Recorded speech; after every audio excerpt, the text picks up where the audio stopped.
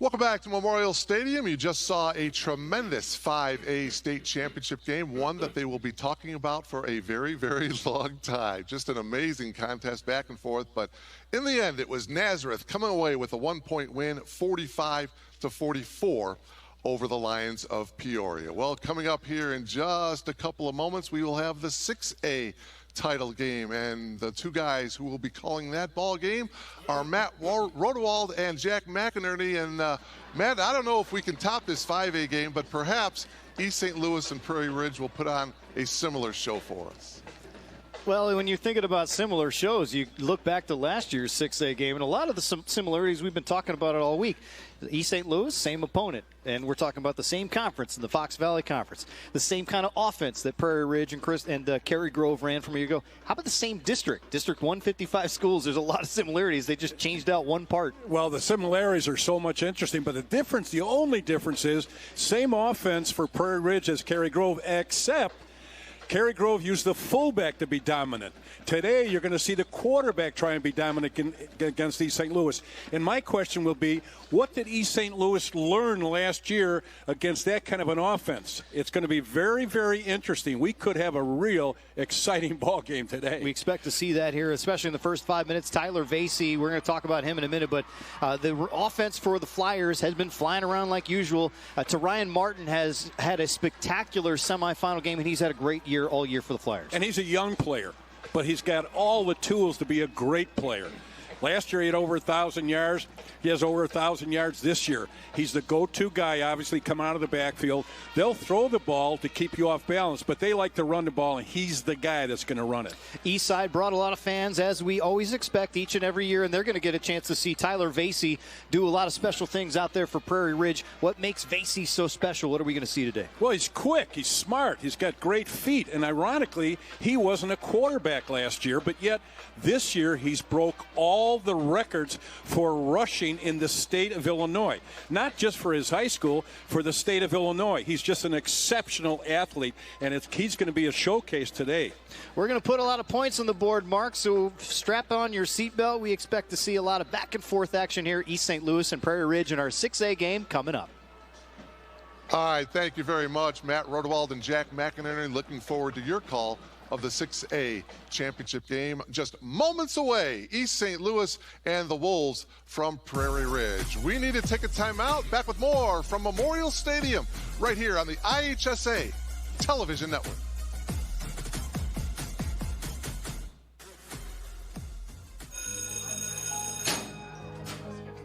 You witness threats every day. You're not going to walk away next time. And you might feel like there's nothing you can do. There's going to be a big fight at the school. No, really? But now, there's a place. Look at what they posted about her. Safe to Help Illinois. Hey, I'm worried about Bobby. He might hurt himself. It's available 24/7, and your info is confidential. Seek help before harm with Safe to Help Illinois. Want a great career? Join the Carpenters Union and be part of the next generation building our communities. With the Carpenters Union Career Connections program, high school students get a head start on the industry's leading curriculum. Learn the latest in construction technology and the many skilled crafts the Carpenters Union represents. Plus, earn as you learn. Receive a nice paycheck, health insurance benefits, and best of all, no college debt. Ask your school district to participate in the Career Connections program and get started on your future.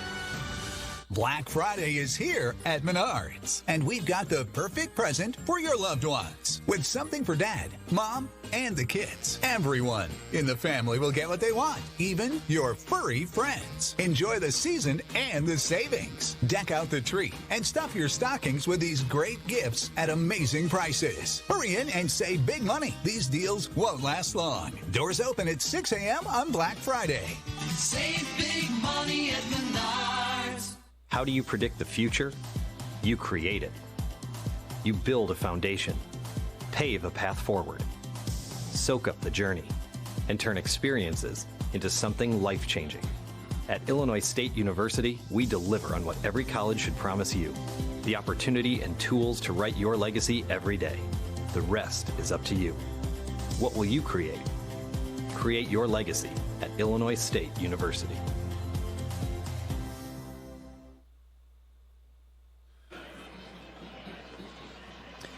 It is a star-powered 6A state championship matchup coming up next. The consensus favorite for Player of the Year, Tyler Vasey, takes his Wolves in for another championship battle as East St. Louis flies north to take on the FVC champions, and a real good one we expect to have here in Champaign, here at Memorial Stadium. Thank you for joining us for our Class 6A state championship broadcast alongside longtime Illinois high school football coach Jack McInerney. I'm Matt Rodewald. When you look at these two teams, obviously they've been kind of on this path to meet each other. We finally get to see it today. Well, you know, the thing is, like with East St. Louis, they've got to go out of the state to find competition, which they did in their first 3 ball games, because they don't get a lot of competition during their regular season, except when they get to the playoffs, and sometimes not until they get to the state championship game. And with the Fox Valley Conference, they're in a locked, closed schedule, so they don't go outside of non-conference until they get to the postseason. Let's go through Prairie Ridge and show you that schedule to see what they had to go through to get to this point. Look at those scores. Yes, they feel like basketball scores, but it's all Tyler Vasey and this misdirection offense. It's hard to find the ball, and a lot of teams have had a hard time doing it. In fact, Crystal Lake South has had the best time doing it, and still they gave up 63 points in that opening round loss. It's really hard to replicate what a team does like that at practice as far as your scout teams. That's what's so difficult about it. And teams don't run across these kind of offenses that often. That makes it even more difficult. As for East St. Louis, we can talk about the offense all we want, but it's this defense that has been spectacular. Look at all the zeros on the board. And Lamont is a very good football team that gave everything they could to the Flyers last week. Well, Lamont was undefeated going into that ball game and had some tough wins against some really tough teams.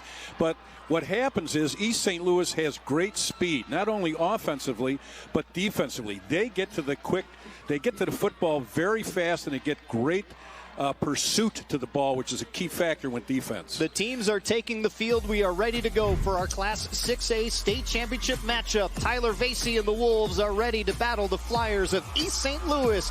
It's going to be a good one. Our Class 6A championship match next from Champaign.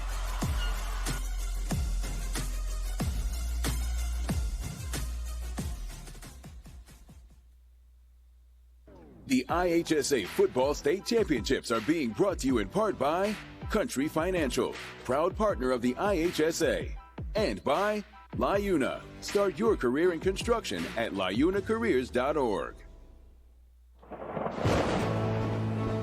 I couldn't ask for a better agent, for a better company in a disaster where you have no idea where to start.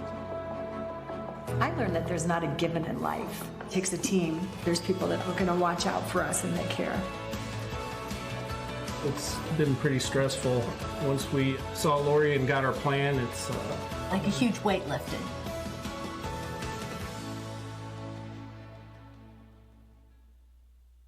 Would you look at that? I'm in the classroom again. But this time, I can apply these skills to make some money. Lots of money.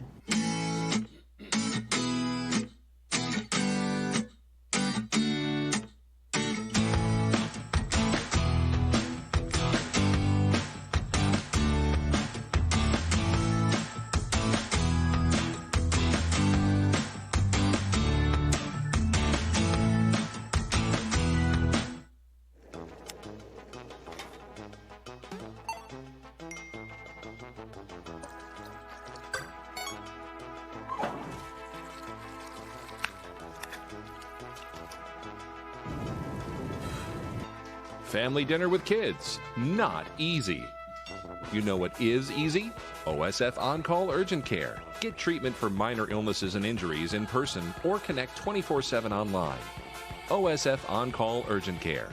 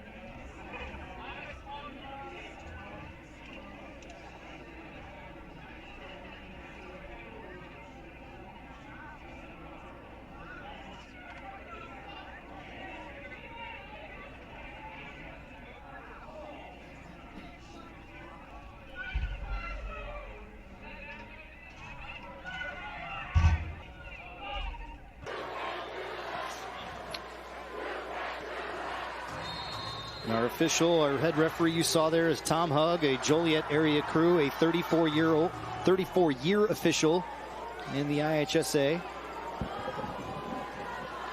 And so 1st and 5 to start. Vasey keeps it. And a pickup of 7. Chunks of yards. We're going to see 5, 7, maybe 9 at times, even more. Well, it's going to be really interesting for me because last year I had the opportunity to do the Cary Grove East St. Louis game, which some people say was one of the best high school championship games ever played. And this is kind of a similar look because it's one team from the same conference and the same offense against East St. Louis. Man in motion. Vasey follows him through. And even those little plays like that you're seeing right here, about 2 or 3 at the time. Let's go through the starting lineups presented by OSF.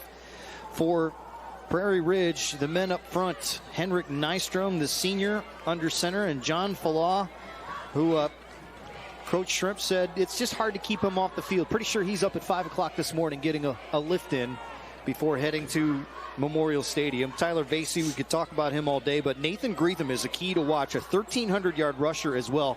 You'll see a lot of number 4 when you don't see a lot of 7. Vasey gives to the up back, and a big pickup of about 6 or 7, maybe 10 yards and a first down, and that's Greetham. You'll see him right there. East St. Louis starters on defense. Keyshawn Hayden, the senior, up front, 6'3", 230 pounds, heading to Central Michigan with 90 tackles and 10 sacks on the season. You'll see number 44 up front. And we'll show you his lineups in a second.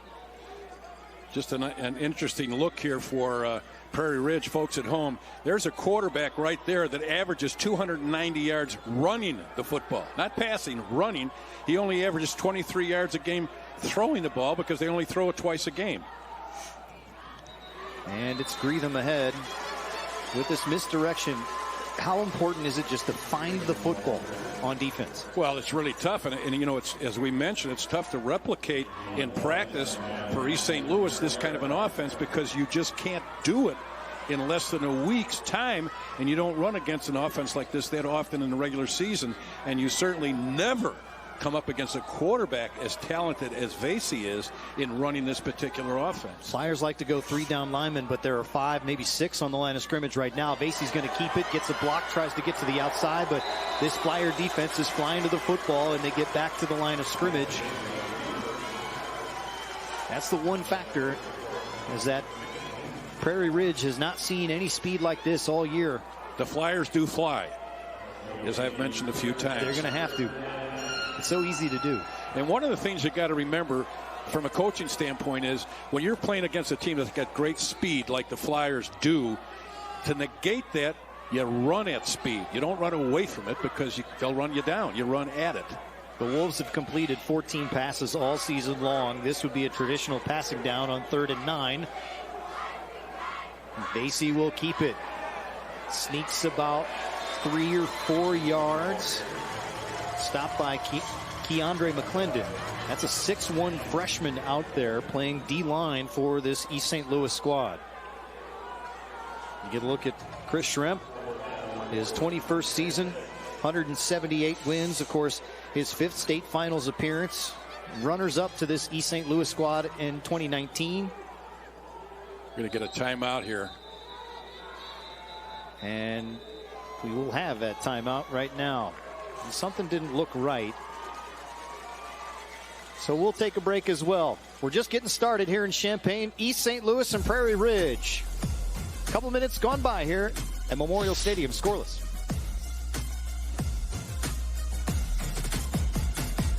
Black Friday is here at Menards, and we've got the perfect present for your loved ones. With something for Dad, Mom, and the kids. Everyone in the family will get what they want, even your furry friends. Enjoy the season and the savings. Deck out the tree and stuff your stockings with these great gifts at amazing prices. Hurry in and save big money. These deals won't last long. Doors open at 6 a.m. on Black Friday.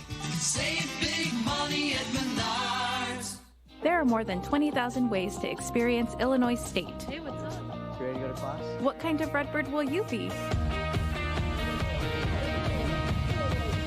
Hi.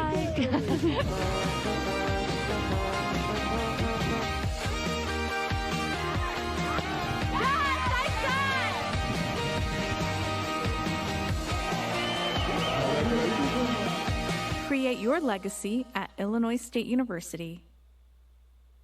The IHSA Football State Championships are being brought to you in part by Menards. Save big money on all your home improvement needs. And by ISU. Create your legacy at Illinois State University.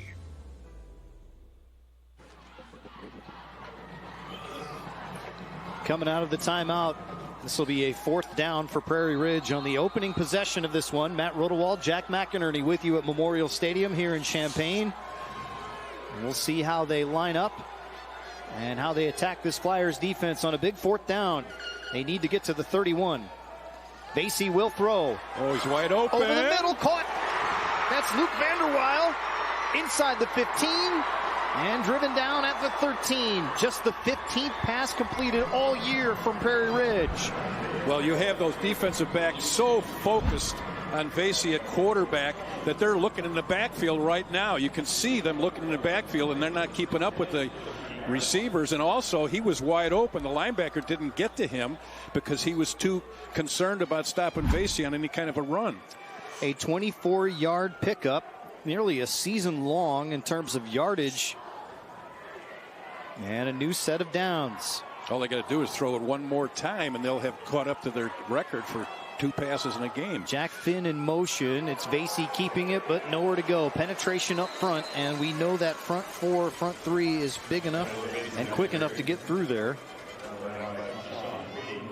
Well, as you mentioned, that front 3, Franklin and McClendon and Hayden, they average 230 pounds. So that's a big defensive front there, those front 3. But the offensive line for Prairie Ridge averages 221. They're pretty quick. But everything's restricted in there. If you look down there, everything's right inside where the tackles are. Same setup, one receiver split out to the left. Vasey will keep it, gets a block and room to run. Vasey to the corner. He will walk into the end zone for the touchdown. 14 yards for Tyler Vasey. His 53rd touchdown of the year. Say that again. 53rd touchdown of the year. That's incredible. That's absolutely incredible to think in a year a young man can do that. Watch the block at the top of the screen here. You got your guard and tackle pulling. It's a little counter, and he just turns up inside. Just a great block right there by John Fallon, number 67, 6'3", 225 pounds, getting out in front of him. And that play is just like as if he was coming out of the I formation. That's how it was originally designed. Now they run it out of the spread. The extra point. Brogan Amhert, who had the game-winning field goal last week. His first field goal of the season. This time he gets out for an extra point, all because of his best friend Tyler Vasey. Cutting inside a block, walking in on a 9-play drive for a touchdown to start things off for Prairie Ridge.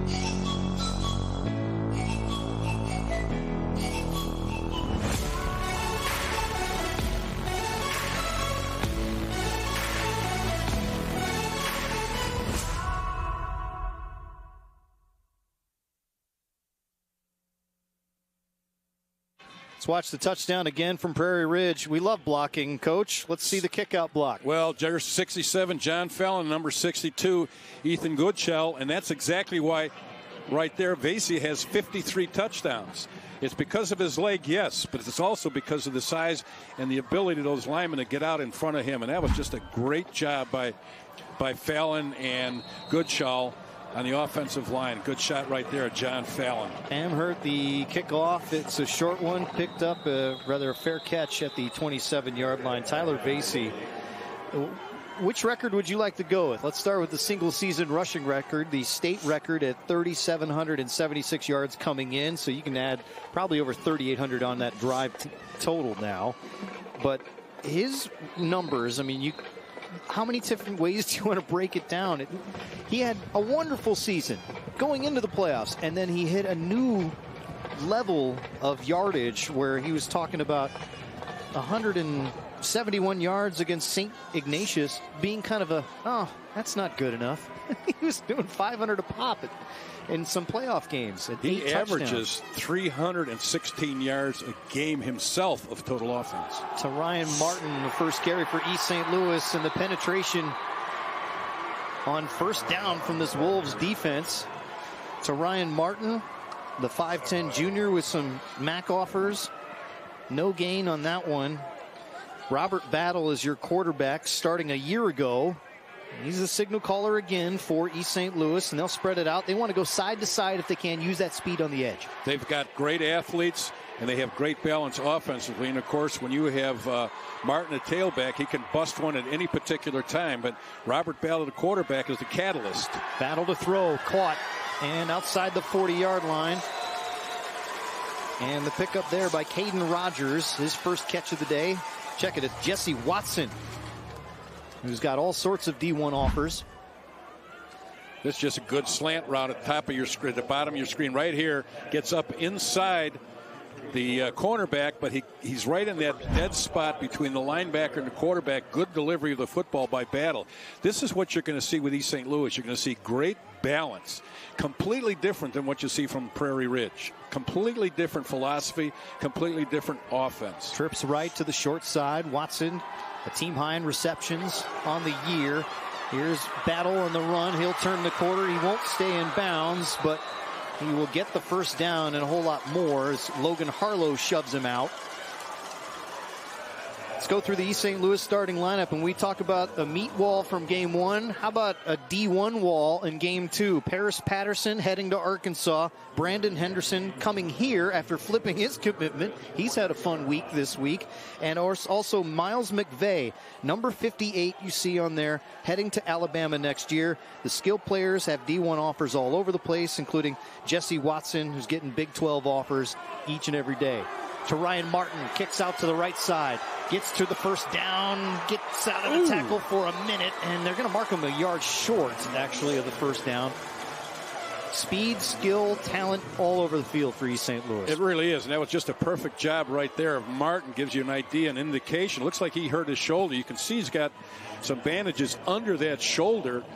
And that could be in the way it's taped up, it looks like it's a situation where it could be a shoulder that's given him a lot of issues. But here's kind of an idea of how he runs.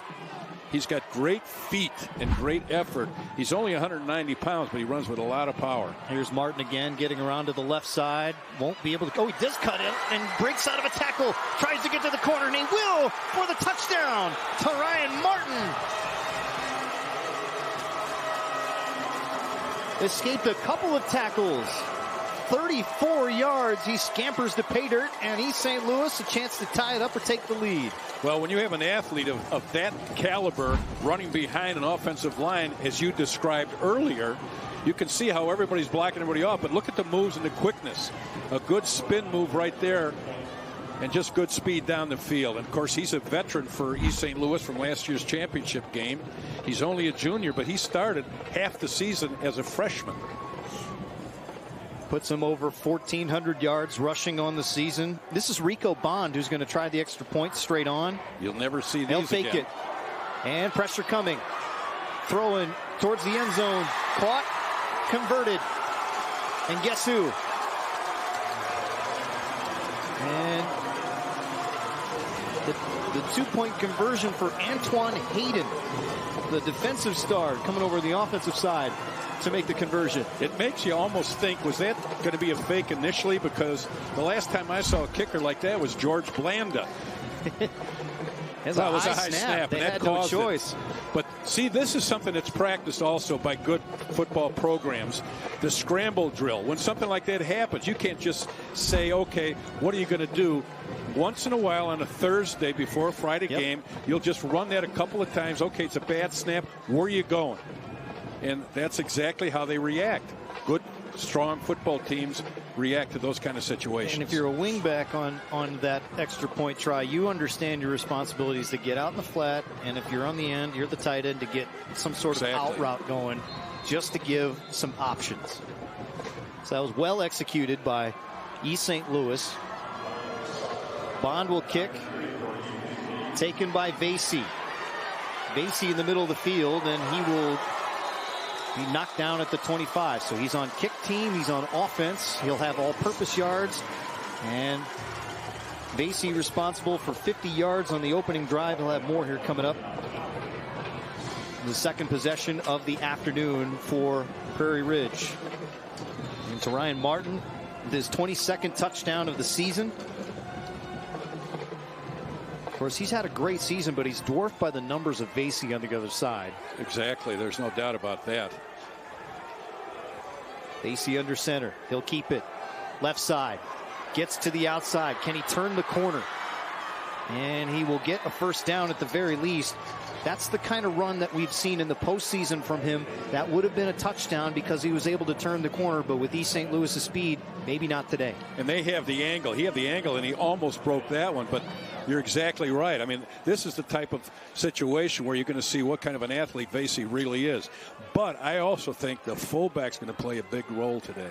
Leonte Bradford, you see there, the junior. There's 107th tackle of his 2022 season.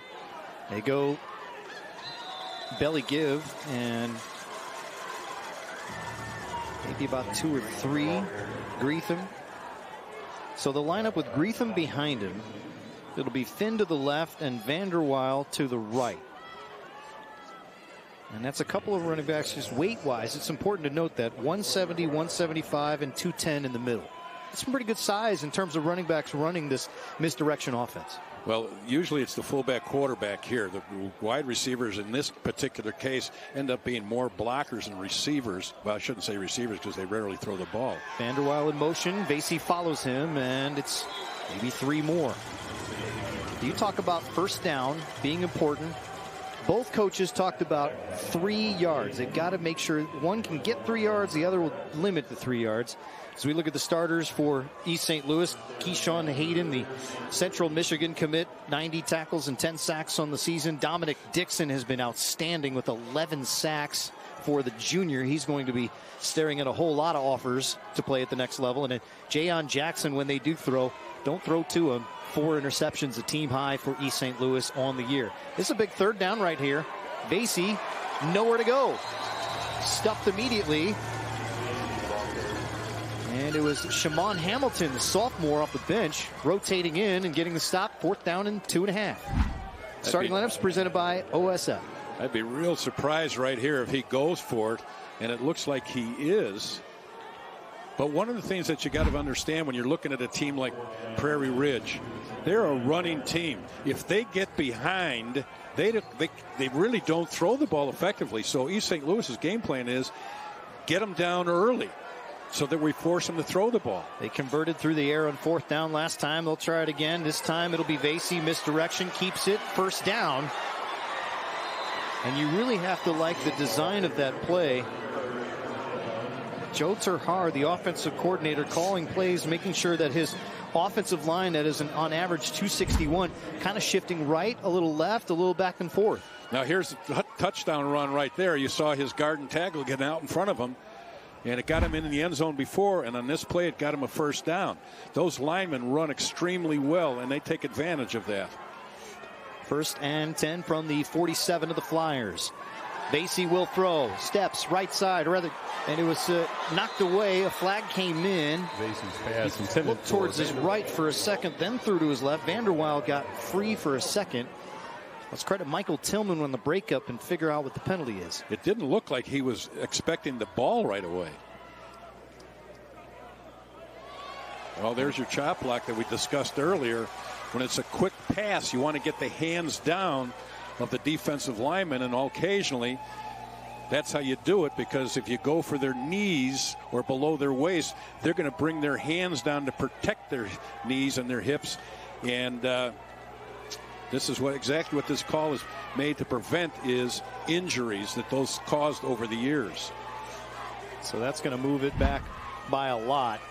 Watch it again. Top of your screen. Let's see if he stays low on him. Yeah, right there, the fullback, you can see blocked, was kind of a chop block. He went below the waist and or knees of the blitzer. Great coverage there by Tillman. It's great camera coverage also. We're going to have 1st and 25 now. Vasey steps up, pressure coming, nowhere to go. Nowhere to go, and Antoine Hayden, senior, will drop him for maybe a loss of a yard. And Hayden is getting used to this turf. He's going to be back here next year with the University of Illinois. 6'3", 235-pound senior. And based on his career at East St. Louis, he's going to be spending a lot of time playing here for Illinois. It's always fascinating to see the kids that complete their high school career where they're going to end up at college, whether it's here or in the other years at Northern Illinois. Vasey throws and broken up. Just a little bit too high for Vanderweil. 3rd down and 25. This has been a very difficult drive for the Prairie Ridge Wolves. And you can see the pressure that's put on him right now. They're not allowing him to get outside at all, and you have to throw the ball off balance like that. It's a tough throw, especially when you got defenders right on top of your receivers. We know Vasey can throw a little bit. Again, we've alluded to it. Baseball player, shortstop, that's the toughest throw to make in some sense. But he's had to deal with some arm and elbow injuries over the years. Vasey will go again. He'll throw left side, has a man, but it's someone turned the wrong way.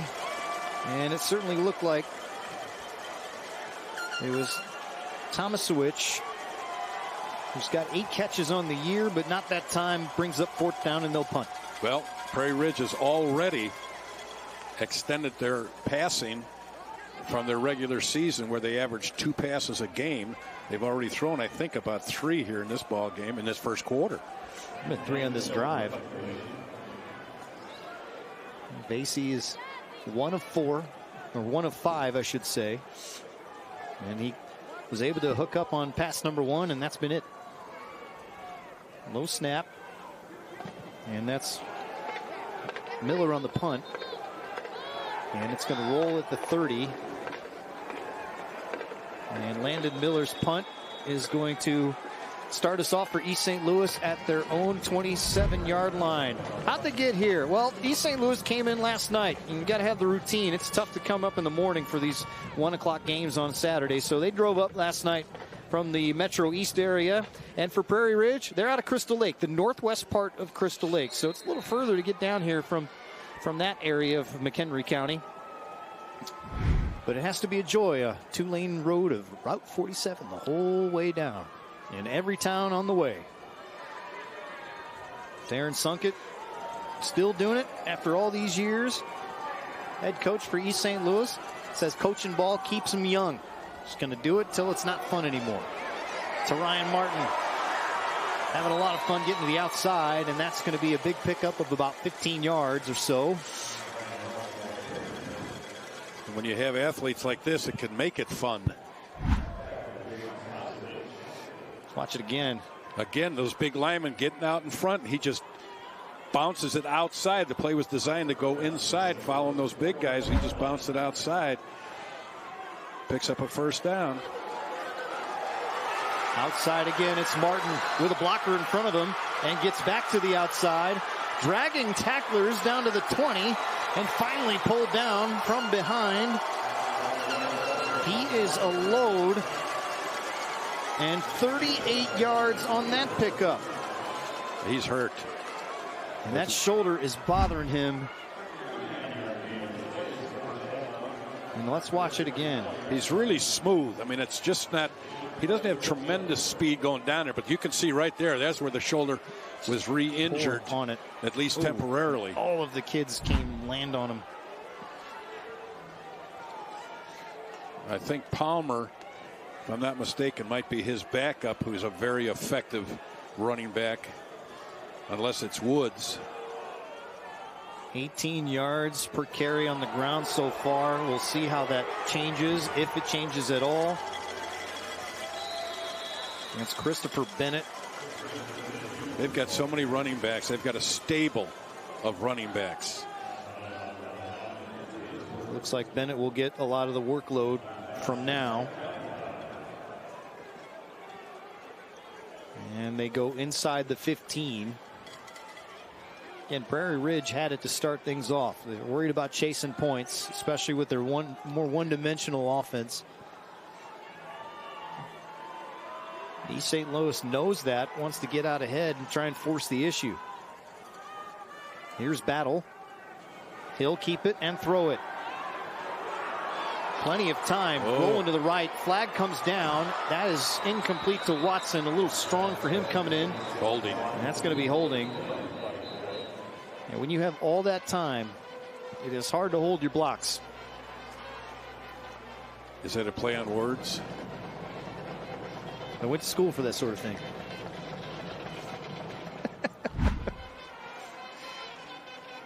Okay, he's scrambling right here. You can see right there, he is just hanging on for dear life. I think it's Terrence Scarborough, I think. Usually what offensive line coaches teach these kids, they're pretty coy about it. Keep your hands up inside, and sometimes if you do grab a little cloth, your hands are inside. Pull them to you like you're taking them to the prom, and then sometimes they can't see that when you're real tight. Subtlety usually works. Here's Bennett trying to get to the outside. He'll pick 5 of it back. Show you defense for Prairie Ridge. Yart Clark, 6-foot senior, leading the way along with Gavin Tinch and Walter Pollock. Ryan Kelblinger for the linebacking crew. He wants to be the 3rd brother to win a state championship, part of those 2016-2017 teams. And also Landon Severson, the interception, 80 tackles, one of the leaders on this defense for Prairie Ridge. We're going to let it run out. And that's how our quarter will end. Fast quarter. Everyone's been on the board once. East St. Louis trying to drive for another score. The Flyers looking towards another state championship, leading by 1 after 1 quarter of play in Champaign.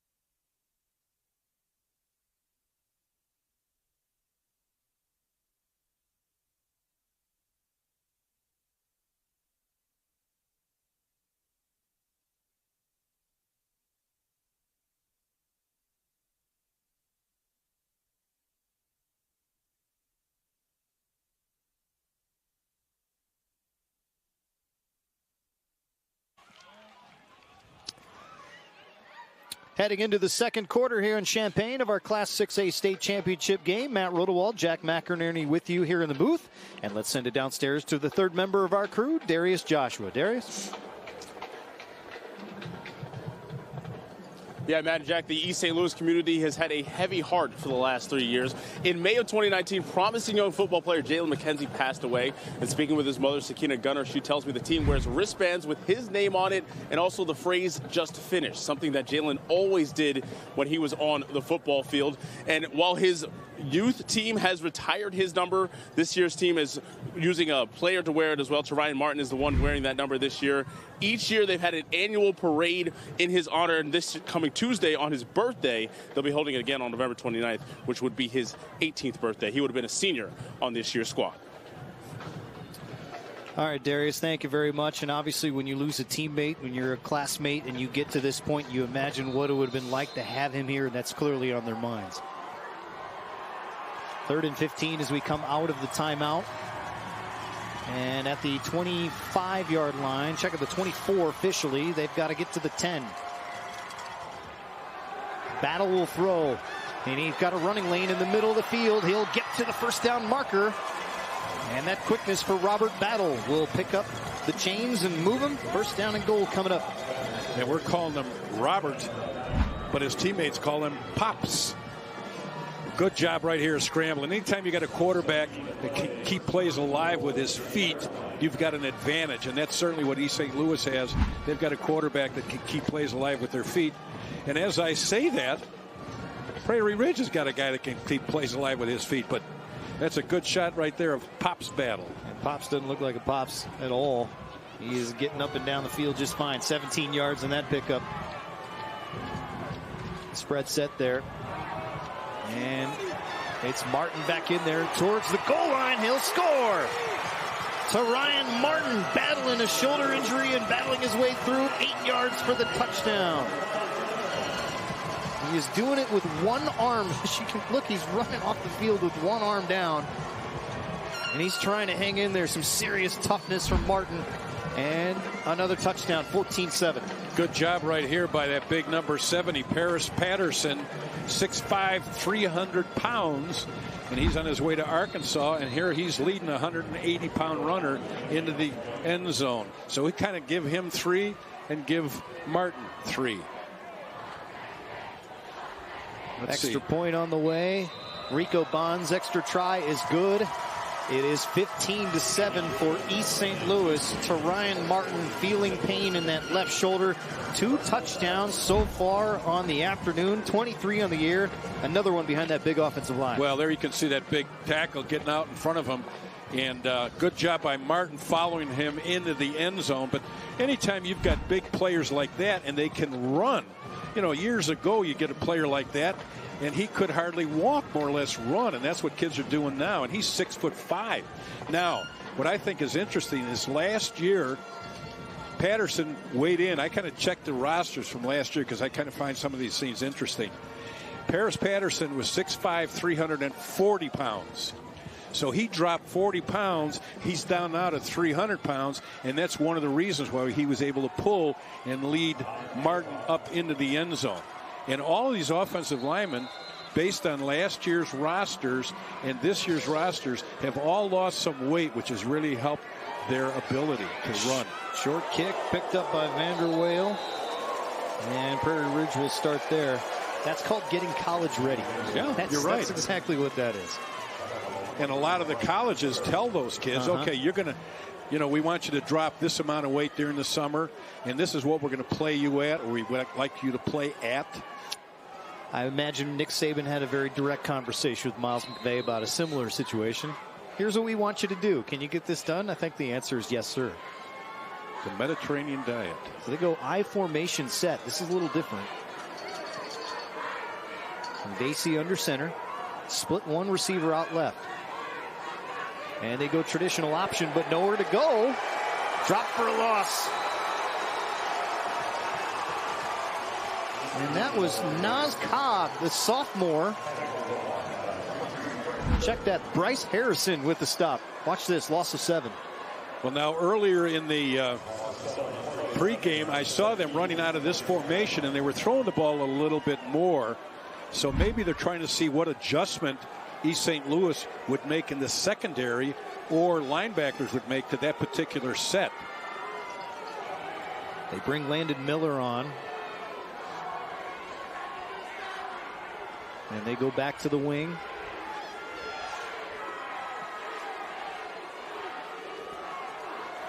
Basie, counter. That's Vanderweel. Got about 6 on that, which is fine, but when you're 3rd and 12 now, this is why getting behind the chains with this kind of offense is so dangerous. Well, and I talked about that. It's really difficult. And game plan when you go against a team like this is, well, we want to get them down early. Now, you know, talk is cheap. You still got to perform and do it. But that's what you want to do, because you don't want them to have to keep running the ball and control the chains in the clock. You want them to throw the ball.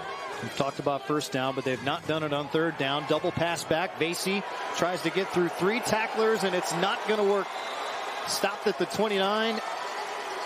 And the struggles for this offense continues. They had the opening drive. It went really well, and it hasn't since. And they'll be forced to punt. That's just great discipline on the part of East St. Louis backside secondary staying home.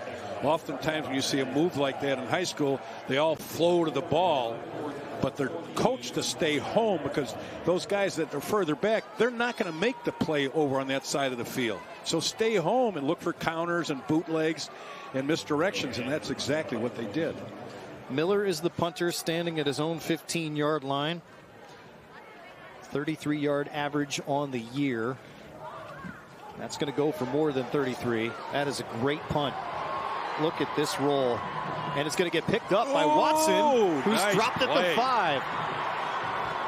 Tremendous tackle on that one. Logan Harlow, the senior. That's a 66-yard punt, a season long for Prairie Ridge. Long field for East St. Louis coming up out of a timeout.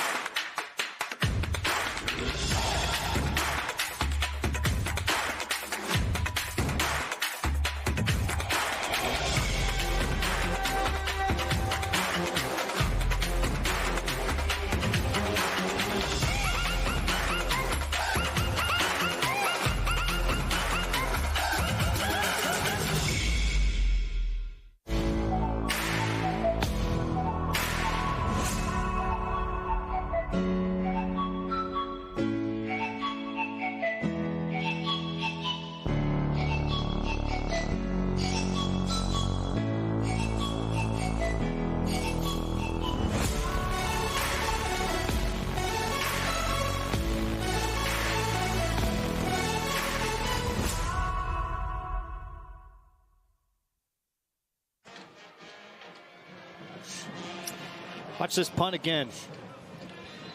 That's just a line drive, and you can see what a great punt that is. Very effective, certainly on the turf, and what a great job of getting to the football and making that tackle right there. That was Logan Harlow and Jeffrey North, both on pursuit of that. And again, they don't all have to be pretty high end over end punts. Line drive catches the turf bounce sometimes, and Landon Miller with a career best 66-yard punt couldn't have come at a better time when they needed to flip the field.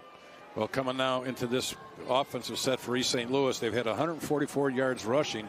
5 of those runs have been over 10 yards. Here's Martin getting loose. Can't get through that tackle. And every time he's hit, he is going to feel it with that left shoulder. Clearly coming into this one with a shoulder injury. And it has progressively gotten worse as we've gone on today.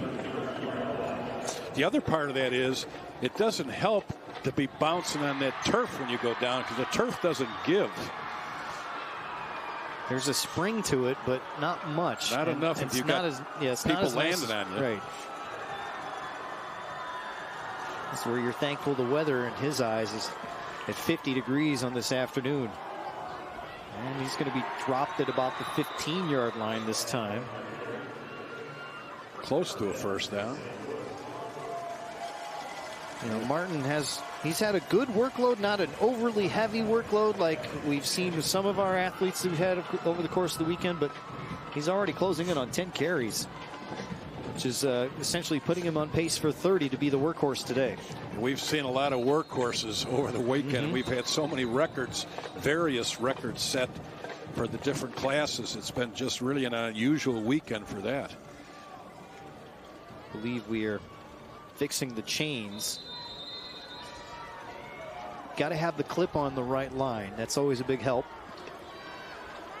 And here's Martin cutting back in, stuffed right at the line of scrimmage. Nowhere to go that time. A swarm of Wolves there to take him down. And Joey Vanderweel, the junior, leading the charge for the Wolves. First down is a big down for both teams. Normally we talk about Prairie Ridge, that being a big down for them when it's a team that's a non-passing team. East St. Louis, it's a big down for them, but they have a little more versatility because of the run-pass option. And, of course, when they have Robert Pops Battle at quarterback, he can keep plays alive with his feet. Battle in shotgun. He will throw left side, and it's open and caught. And the catch for DeJarian Miller, the senior. And that'll be a first down.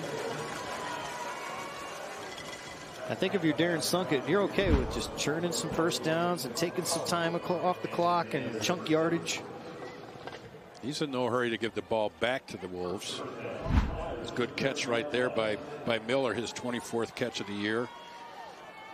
The big thing about East St. Louis receivers is the yak, the yards after the catch. Miller averages 16 yards per catch. So that kind of tells you about the athlete and what kind of receiving things that they do with the football after they catch it. Here's Martin, shoestring tackle, won't get out of that. And the stop by Giovanni Crutori. You've seen a lot of his brother Dom all year. If East St. Louis goes to the passing game, Matt, all of those receivers, Miller averages 16 a catch. Rogers averages 17 a catch. Watson averages 14 a catch. Bennett averages 12. So that's the whole concept of having great athletes at wide receiver. That forces those linebackers and defensive backs to stay off a little bit, and consequently it helps your running game. Here's Battle. He'll throw right side, and he's got a man. It's Watson. Back towards the middle of the field, but nowhere really to go. And another first down pickup for East St. Louis. 3 and 4 for Battle now. And about 40 yards or so, a little more than that. Good delivery of the football. I mean, that's a rope coming right at him. Good job of getting to the football by the Wolves. But some of this passing the reason for it might be taking the pressure off of Martin as far as running the football. They almost have to at this point. And also something that Prairie Ridge may not have anticipated. Deep throw, middle of the field. He's got Watson just out of the range of Jesse's arms. That would have been a touchdown had it fallen in. But Battle has got quite the arm. Well, that throws the fear of God into the defensive backs for Prairie Ridge, that he can throw the ball that far, but also that the receiver can get that far away from the defensive back. I mean, he was past him by about 4 yards. So sometimes big cushions aren't enough with these receivers with the great speed that they have. There is a reason why they're called the East St. Louis Flyers. And Jesse Watson not exactly flying back. It's a long run down there. He's taking his time getting back there. Play clock running down. They get it off just in time. Here's Martin, the big hole. Can he get by one tackler? He cannot. Tripped up after a first down. It's not so much speed, but it's he's evaluating what he's running into as he turns the corner. Well, you can see the big lineman getting out in front of him right now. Patterson and McVeigh. And he takes advantage of those guys. Does a nice job of following his blockers. And there's no doubt about it, he's banged up. But I'll tell you what, I'll take a banged up player that'll give me at 8 to 12 yards a carry. 12 carries for 128 yards for the less than healthy Martin. Battle will throw out to Martin, and it's a catch and run at the 25. That's going to be a first down. And the Flyers moving the chains with rhythm here in this second quarter.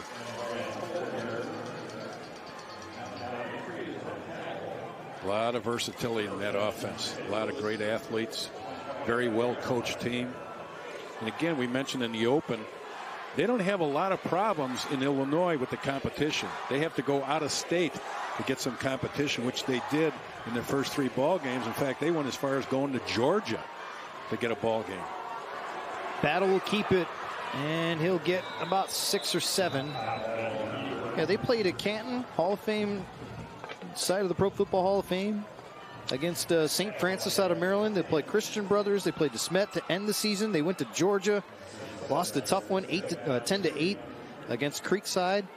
And they go through the Southwest slate, and then they get to the playoffs, and then you're trying to figure out how good are they.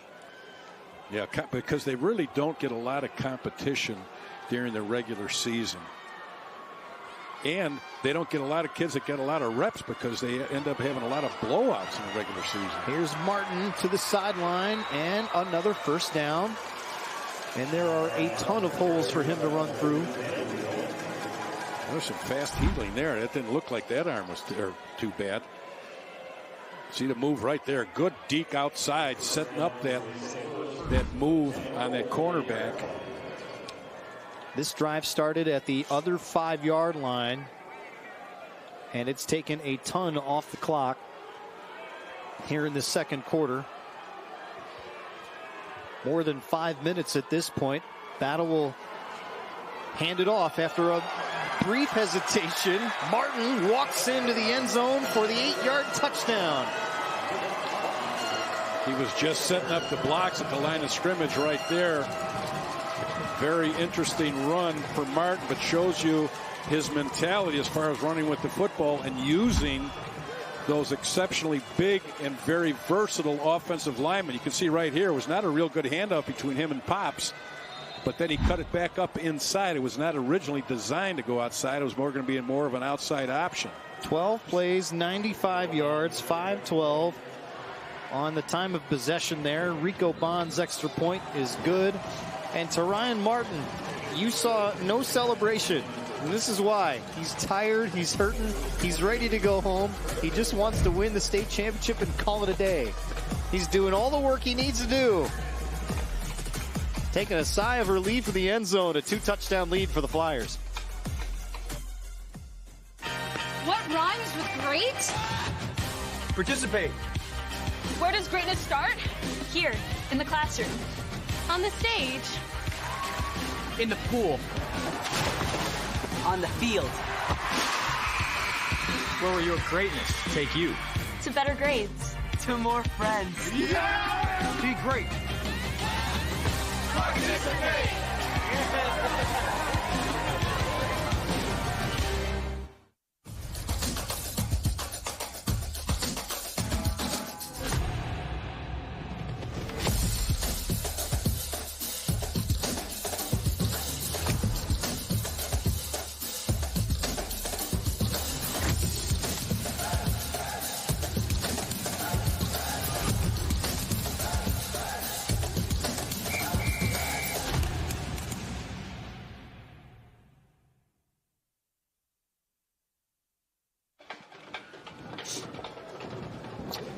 East St. Louis with a 2-touchdown lead as we head towards halftime. 3:39 remaining in quarter number 2.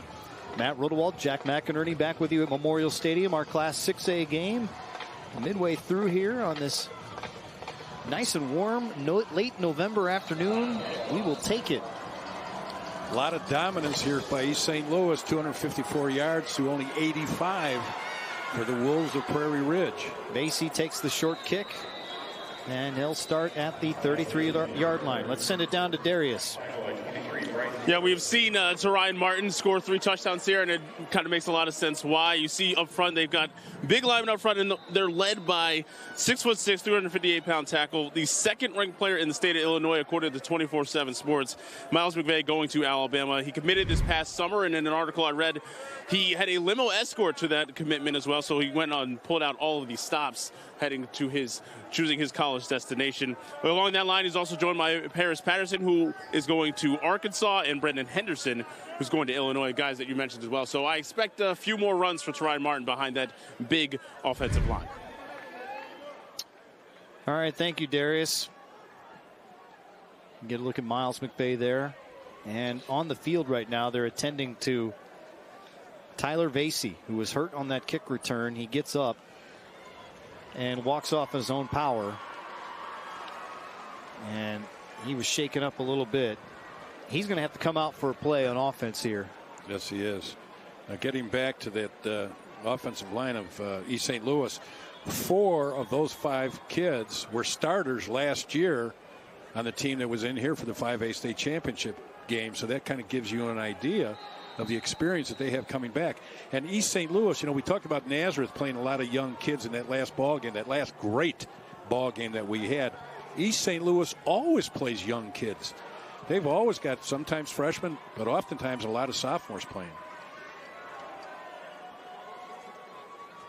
And first down pickup. And it's Picasso Ruiz, the sophomore, who is in at quarterback for one play. He does his job, picking up about 6 or 7 yards. And that was Elijah Loading, a freshman, who was out there on the up back. So no harm, no foul in one play. Vasey, he'll keep it, and he'll get the first down, and they'll move the chains. Now, last year in this game, Cary Grove would have been giving that ball to the fullback almost every time against East St. Louis, and now it's the reverse. He fakes to the fullback on every play, and then he keeps it, but East St. Louis isn't falling for that. They haven't been able to get the same kind of consistency with the yardage on that play. Vasey, opposite direction, caught from behind and nearly got through. Still, it's going to be 6 more yards. Keeping an eye on the clock now with 2.5 to go. Watch it again. This is a good job here. He kind of gets outside, but really by hanging onto that cloth, the old Caraway jerseys, and he would have been gone down the sidelines. But right now, budgets don't allow for that. So that held him to a big gain. Vasey gives this time. And it's the up back through. Loading again. Elijah Loading. Again, this is a freshman. You put the freshman at the up back, you don't have as much responsibility.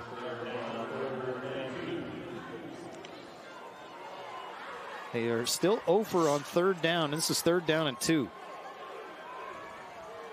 Clock running at 1:40. Vasey will follow through, and he will be short maybe by a half a yard. East St. Louis, by the way, has 3 timeouts left. You got a tough mark there. It's a little bit further away from the first down marker that we thought we would see. Maybe by a football closer. This is going to be about a half yard. Well, the constriction right here by the defense as far as East St. Louis, you can see all those linebackers up. You can see that defensive line. And they're saying that the secondary, since you don't throw that much, but even if you do, we feel as if our defensive backs are quick enough, we can handle your receiver. So we're going to play that run, and we're just going to choke you with our defense. Clock winding down. We're going to walk into a timeout for Prairie Ridge here with 50 seconds to go. At the very least, they want to make sure that East St. Louis doesn't get the ball back and put more on the board. Again, the Flyers chose to defer, which means they'll get the ball coming out of the half. This makes this 4th down all that much more important to pick it up.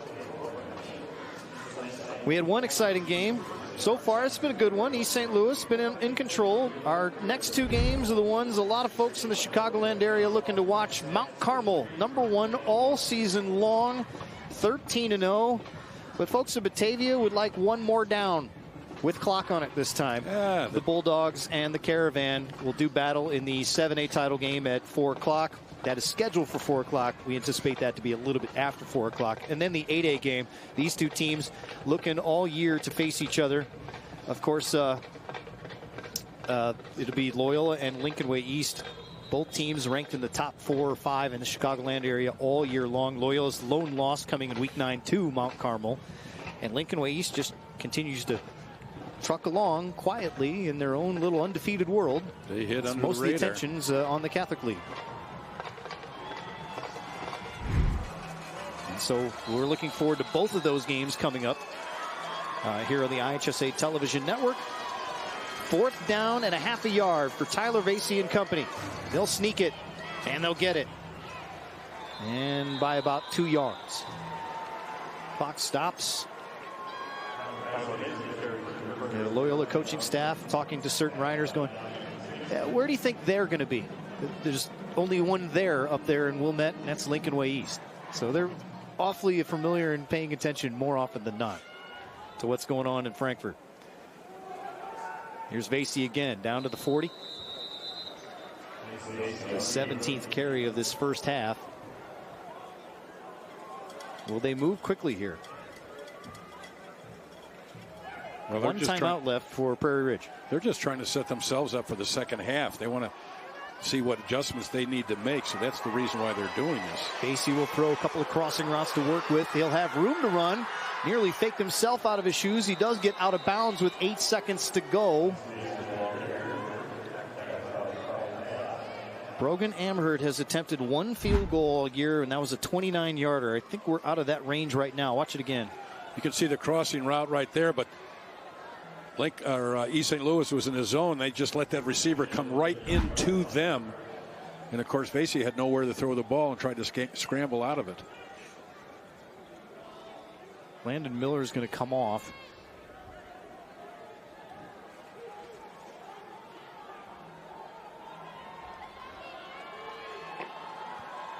So maybe 1 or 2. Play clock winding down. And they get it off. Vasey will throw. Over the middle and intercepted at the 1-yard line. They'll take it out. Time has expired. Can they turn the corner and bring it down the sidelines? They'll get all the way to midfield, and that is how we will go into halftime.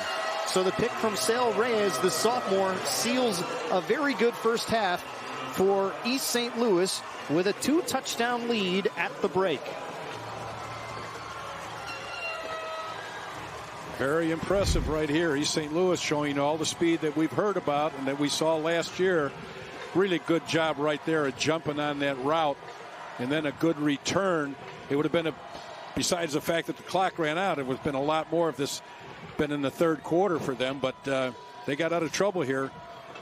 And Prairie Ridge is going to go into halftime and say, well, we're going to have to throw the ball a little better because they're shutting down the run on us. 22-7 our score. East St. Louis on the verge of another state championship. Let's check in with their head coach, Darius. Prairie Ridge leading at halftime here, joined by Coach Darren Suckett. What did you like about how your offense ran the ball there in the first half? Well, that's what we want to do coming out. We really want to get our gap scheme going. And, our big guys up front and our back, they're doing a great job for us right now.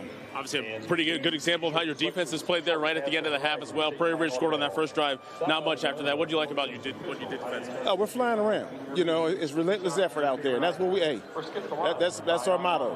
All gas, no brakes, and relentless effort. And I think our guys are doing a great job containing 7 right now. All right, thank you for your time. Good luck in the second half. All right, Darius, thank you very much. Darren Sunkett trying to win another state championship, bring it to the east side. 22-7 our score at the break. The Flyers are flying around, and it's Tyron Martin.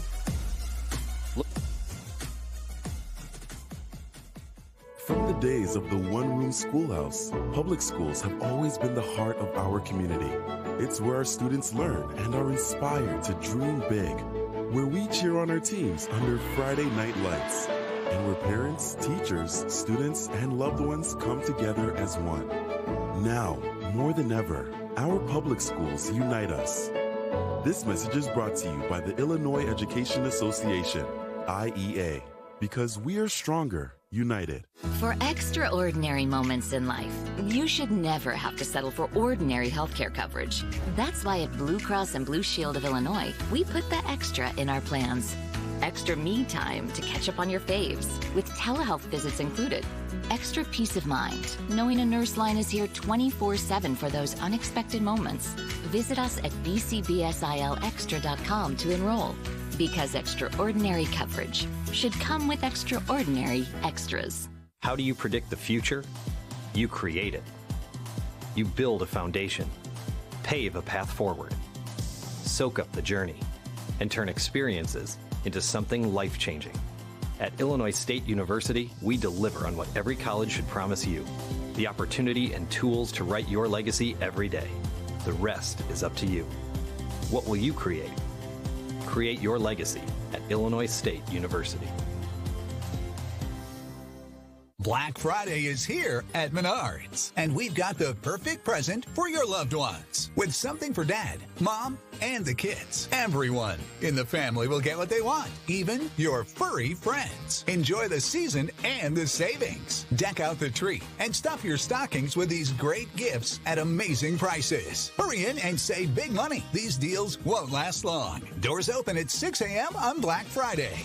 Save big money at Menards. The IHSA, committed to keeping student-athletes safe. Through educational initiatives and national partnerships, we're going the distance to develop safer protocols for our teams. Plus, we continue to improve scheduling and conditioning to reduce injuries from preseason through each state championship. 31 sports, 350,000 student-athletes, and one goal: player safety. The IHSA, the future plays here.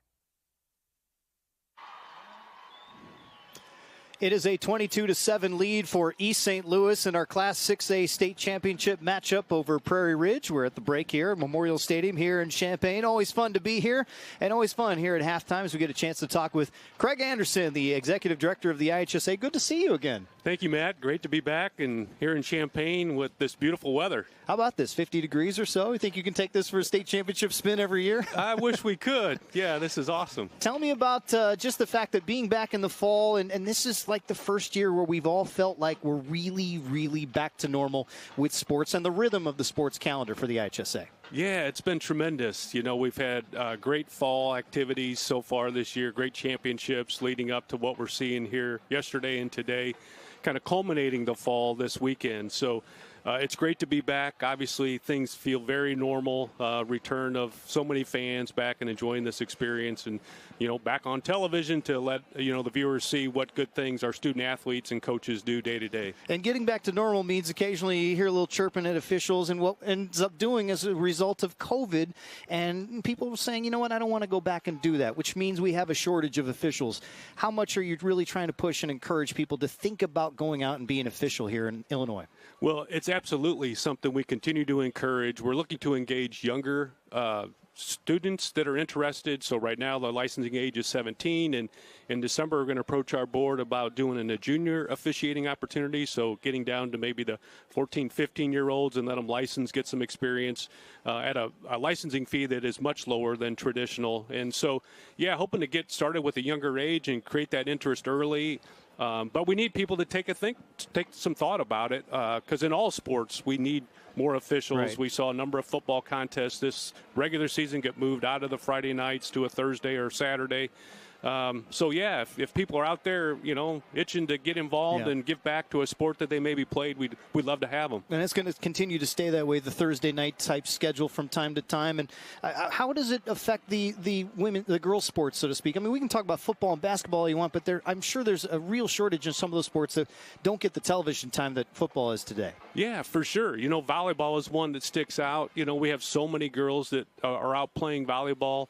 Our spring sports, softball, and the outdoor sports in particular. So, in all sports, we need folks to come on board. And even, the varsity sport level gets a lot of a recognition, but it's the underclass. And, we end up with one umpire on a softball freshman game, and, those things just aren't how we'd like to have it done. And so as more people get involved, it's an opportunity for the games to get officiated properly, and that's really what it's all about. Yeah, it's just not fair to the kids. You want to give them the best opportunity.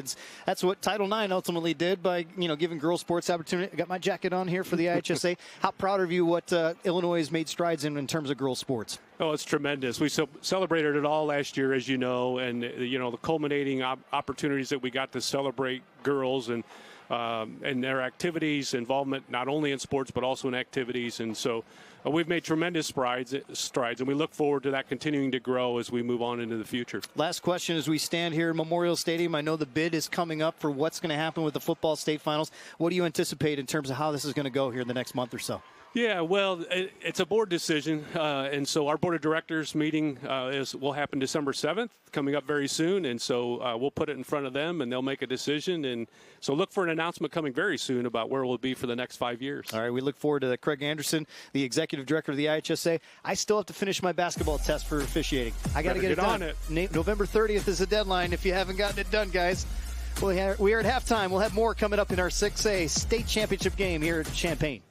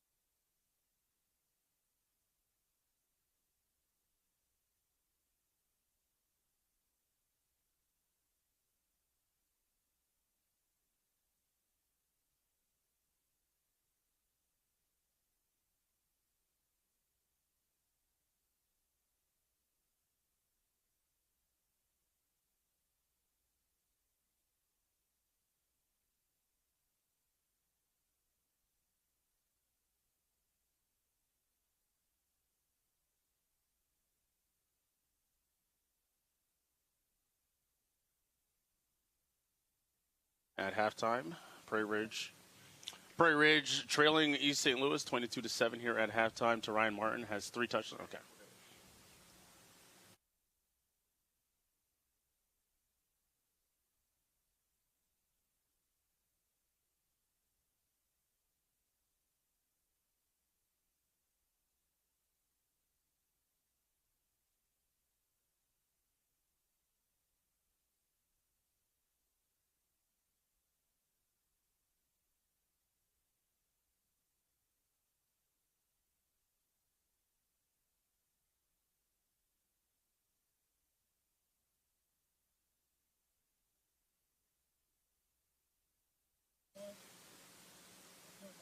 Welcome back to Memorial Stadium, halftime of this Class 6A state championship game. There you see the halftime score, 22-7 in favor of the Flyers of East St. Louis. As we welcome you back, Mark Kruger along with Darius Joshua. And Darius, Ryan Martin with the 3 touchdowns, that huge offensive line for East St. Louis. They're probably pretty confident right now in the locker room. Yeah, and Ryan Martin is a player out there running a little bit hurt. You saw one of his biggest runs. He came off the field holding that shoulder, but still able to power through and finish each run, getting those 3 touchdowns in the first half. Well, let's take a look at the first half highlights, and you'll see the Wolves of Prairie Ridge in the white, and they are going to strike first here. A little over 7 minutes to go in the opening quarter. It's Tyler Vasey from 14 yards out on the counter. East St. Louis will come back, though, to Ryan Martin, the sophomore, with the 34-yard touchdown. Watch this extra point. It's a high snap, so they're going to throw it. Antoine Hayden is in the end zone. So the 2-point conversion is good. It's 8-7 East St. Louis. More Flyers. Here's to Ryan Martin, his second touchdown of the game from 6 yards out. And then it's to Ryan Martin one more time from 7 yards out, his third touchdown of the first half. The extra point was good, so it is now 22-7 in favor of East St. Louis. So Prairie Ridge and quarterback Tyler Vasey, What does he have to do here in the second half? Well, he's going to have to do a lot. He's obviously done a lot for the Wolves all season long, and, of course, East St. Louis knows that they want to get him the ball. He had a bit of time to get in there, a little more running lanes on that last drive there. We'll see if they can try to find a little more openings for him in the second half.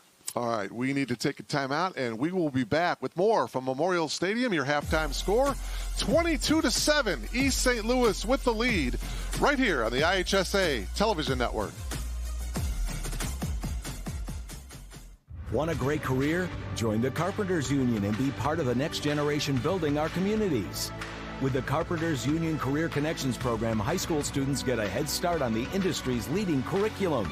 Learn the latest in construction technology and the many skilled crafts the Carpenters Union represents. Plus, earn as you learn. Receive a nice paycheck, health insurance benefits, and best of all, no college debt. Ask your school district to participate in the Career Connections program and get started on your future.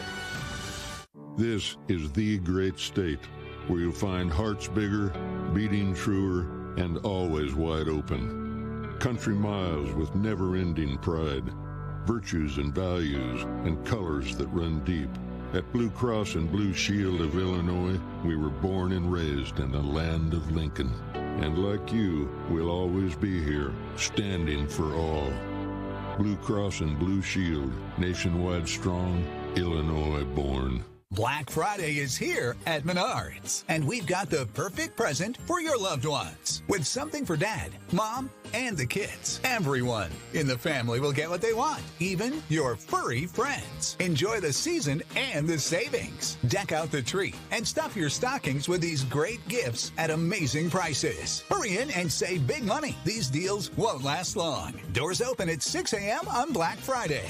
Save big money at Menards.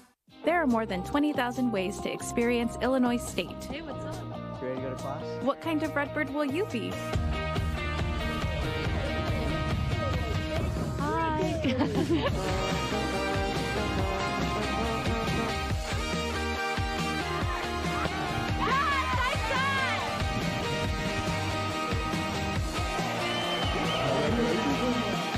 Create your legacy at Illinois State University.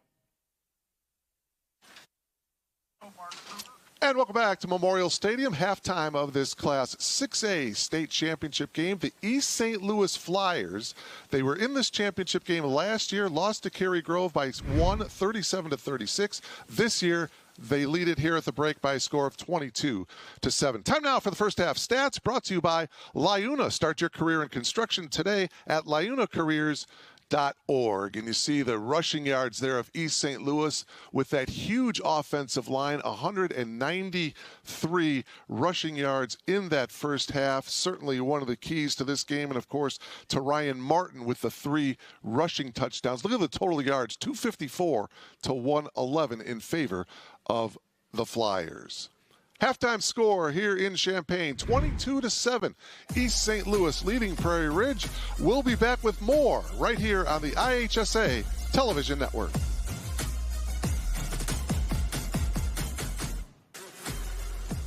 Want a great career? Join the Carpenters Union and be part of the next generation building our communities. With the Carpenters Union Career Connections program, high school students get a head start on the industry's leading curriculum. Learn the latest in construction technology and the many skilled crafts the Carpenters Union represents. Plus, earn as you learn. Receive a nice paycheck, health insurance benefits, and best of all, no college debt. Ask your school district to participate in the Career Connections program and get started on your future. From the days of the one-room schoolhouse, public schools have always been the heart of our community. It's where our students learn and are inspired to dream big, where we cheer on our teams under Friday night lights, and where parents, teachers, students, and loved ones come together as one. Now, more than ever, our public schools unite us. This message is brought to you by the Illinois Education Association, IEA, because we are stronger united. For extraordinary moments in life, you should never have to settle for ordinary healthcare coverage. That's why at Blue Cross and Blue Shield of Illinois, we put the extra in our plans. Extra me time to catch up on your faves, with telehealth visits included. Extra peace of mind, knowing a nurse line is here 24/7 for those unexpected moments. Visit us at bcbsilextra.com to enroll. Because extraordinary coverage should come with extraordinary extras. East St. Louis and the Flyers with a controlling performance so far, 22-7, a 2-touchdown lead as we get set to start our third quarter here at Memorial Stadium. Matt Rodewald, Jack McInerney with you here as Prairie Ridge is back on the field, ready to go. Let's send it down to Darius with more. Second half getting ready to start here between Prairie Ridge and East St. Louis, joined now by Prairie Ridge's head coach, Chris Schremp. And obviously that first drive, you guys were able to get out there and score, but weren't able to get back into the end zone. What do you need to do from that first drive to bring on to the second half? Yeah, I think you just got to get off the ball a little bit better. We got bogged down a little bit. Penalties killed us. Got us off schedule. We're not a big fan of throwing it on 1st and 10. We want to throw it when we want to throw it, and unfortunately with penalties, we got off schedule. And defensively, they're obviously able to have a lot of success on the ground in that first half. What do you have to do to slow down Terine Martin? We got to tackle better. We got to come up and we got to make tackles. That's the biggest thing. We're just reminding the guys, use the fundamentals that we've been teaching them all summer long and all season long. We just got to get back to some good fundamentals this second half. All right, thank you, Coach, for your time. Good luck to you in the second half. Prairie Ridge and East St. Louis getting ready to kick off in the second half with the Flyers leading 22-7. Back up to you guys. All right, Darius, thank you very much. Coach Jack McInerney put the coaching hat on. What does off schedule mean to you when you hear Coach Schremp talk about that? Well, off schedule is normally on their drives, they did what they did on their first drive. They had 67 yards, and they got a touchdown out of it.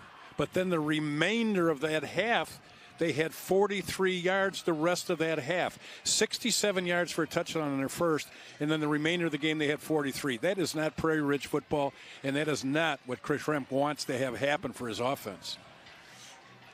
Trying to get 3 yards has been the task at hand. Meanwhile, East St. Louis, they've been able to run behind the toughness of Terine Martin. That shoulder bothering him, and he's carrying it anyway, and carrying the load for East St. Louis. Well, he's carrying quite a load. I mean, they had 9 plays of over 10 yards.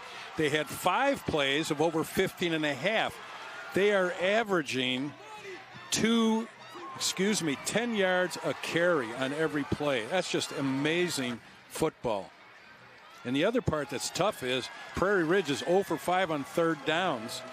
And they've been in third down situations, as Coach has talked about. They've had 3rd and 9, 3rd and 3, 3rd and 24, 3rd and 12, 3rd and 2. You can't do that when you're talking about a wait-and-tee option offense. They don't want to throw the ball, and they basically can't throw the ball. That's a live picture right now of Terine Martin. You saw him jogging for a second, not moving, that left arm kind of tucking it underneath his abdomen area.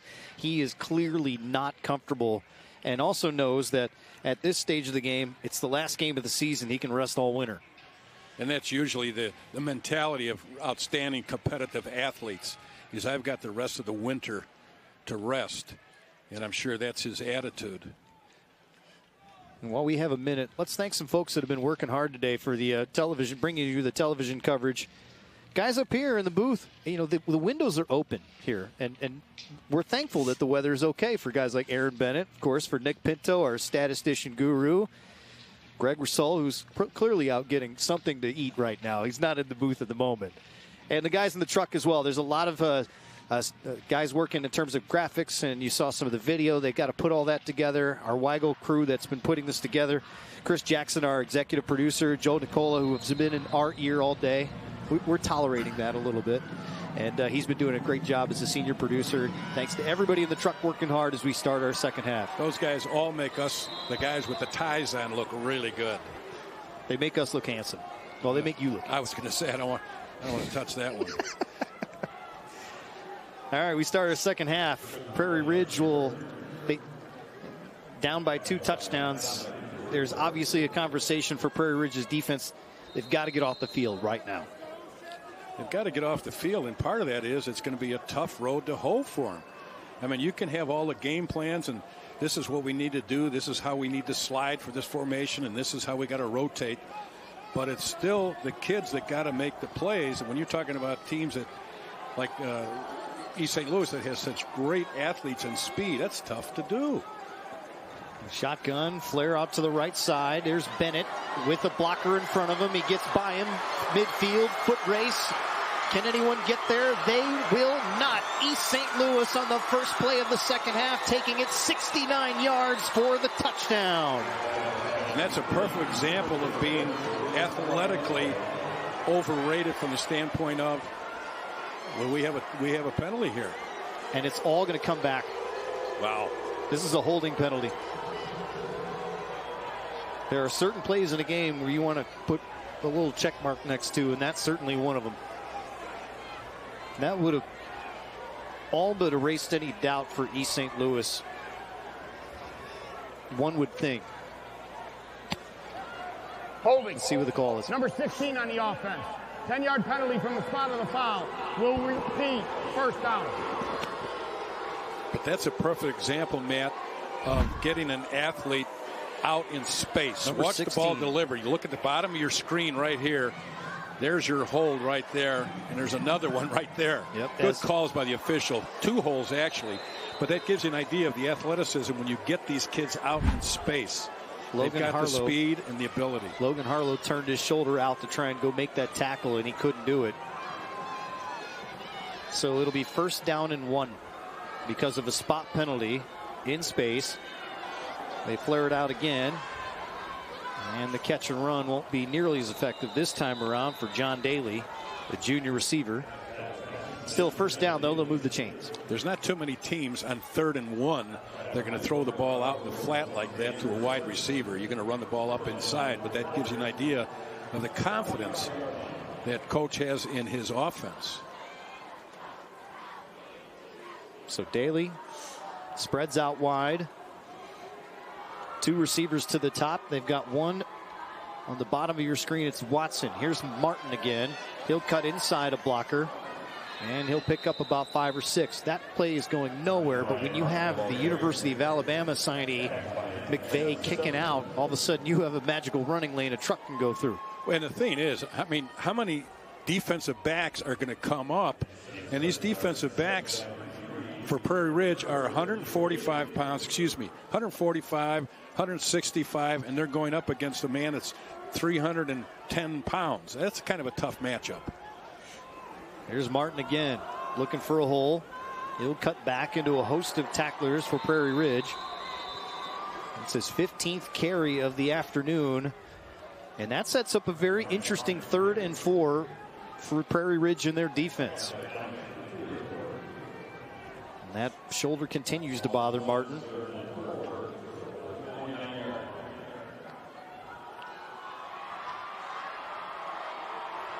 Chris Schrem talked about the fact that they needed this East St. Louis team to run as many plays as possible in hopes of scoring. But now they'd like to get him off the field. Martin again, he'll get the first down and out to the right side, cuts inside the 30-yard line. Dom Creator, I should say, with the tackle, 21-yard on pickup. And they're just running this play to death. You can see all the linemen, just a stretch lead to the outside. They're just, I hate to say this, body on body. And the case is it's actually 2 or 3 body on 1 because of the size of the offensive lineman for East St. Louis. You know, they actually only weigh average 295 pounds, which is not as big as Peoria's offensive line did, but pretty darn close. Martin again cuts in this time, and he'll maybe get a yard. The clock continues to run. You see that offensive line when they run that stretch lead to the outside. You see Patterson at 300, Scarborough at 315, Pitts at 230, McVay at 330, Henderson at 300 pounds, and they're all moving to the outside. You talk about linemen having good feet. Those are some things that you need to watch. You'll see the size of those 5 linemen, but they all run extremely well. 9-minute mark of our 3rd quarter. East St. Louis with a 2-touchdown lead. 22-7 is our score. Clock winding down, play clock at 0, and they'll get the timeout just in time to avoid the penalty. So East St. Louis burns their first timeout of the second half. We'll take one as well. They've got to talk about it. East St. Louis driving, trying to put it away here in the 3rd quarter in Champaign.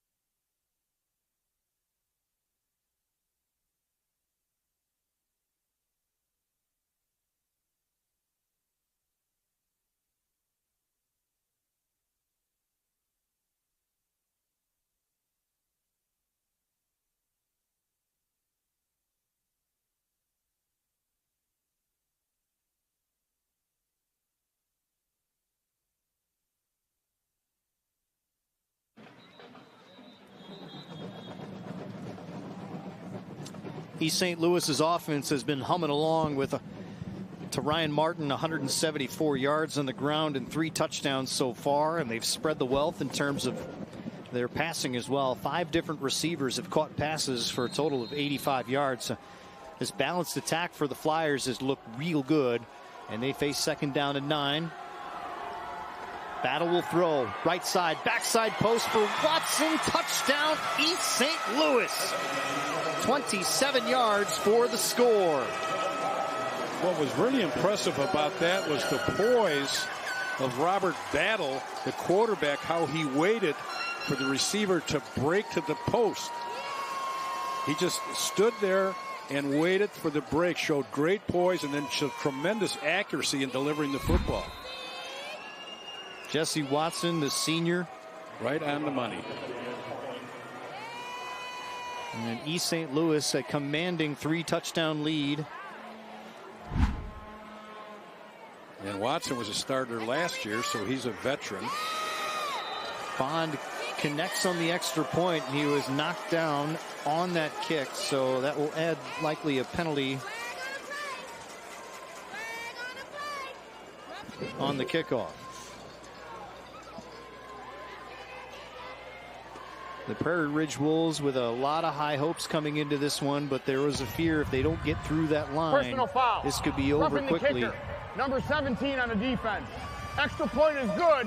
The 15-yard penalty will be assessed on the kickoff. It's been a physical mismatch. It really has been. You really can't. What the tough part about this is, you can see right here where he hits the leg of the kicker. Good call by the officials. Dangerous. You can't take a. You know, it's sad to come into a state championship game like this in Prairie Ridge, who's had such a great season, but they're just overmatched physically in this game by East St. Louis. Just has tremendous athletes, extremely well coached, and you know, the Prairie Ridge Wolves had a great season, and it's just one of those situations right now where they're coming up against a tough, good football team. Each of the last 4 drives have resulted in a touchdown. And we're not talking like quick play touchdowns. 5 plays, 7, and the big one, the 12-play drive of 95 yards. The kickoff to the Wolves. Vasey will return, and he will be stopped at the 24-yard line. And he is slow to get up again. Stay here for a second. He's getting a couple of pops big time. He is I think he took a hit upstairs.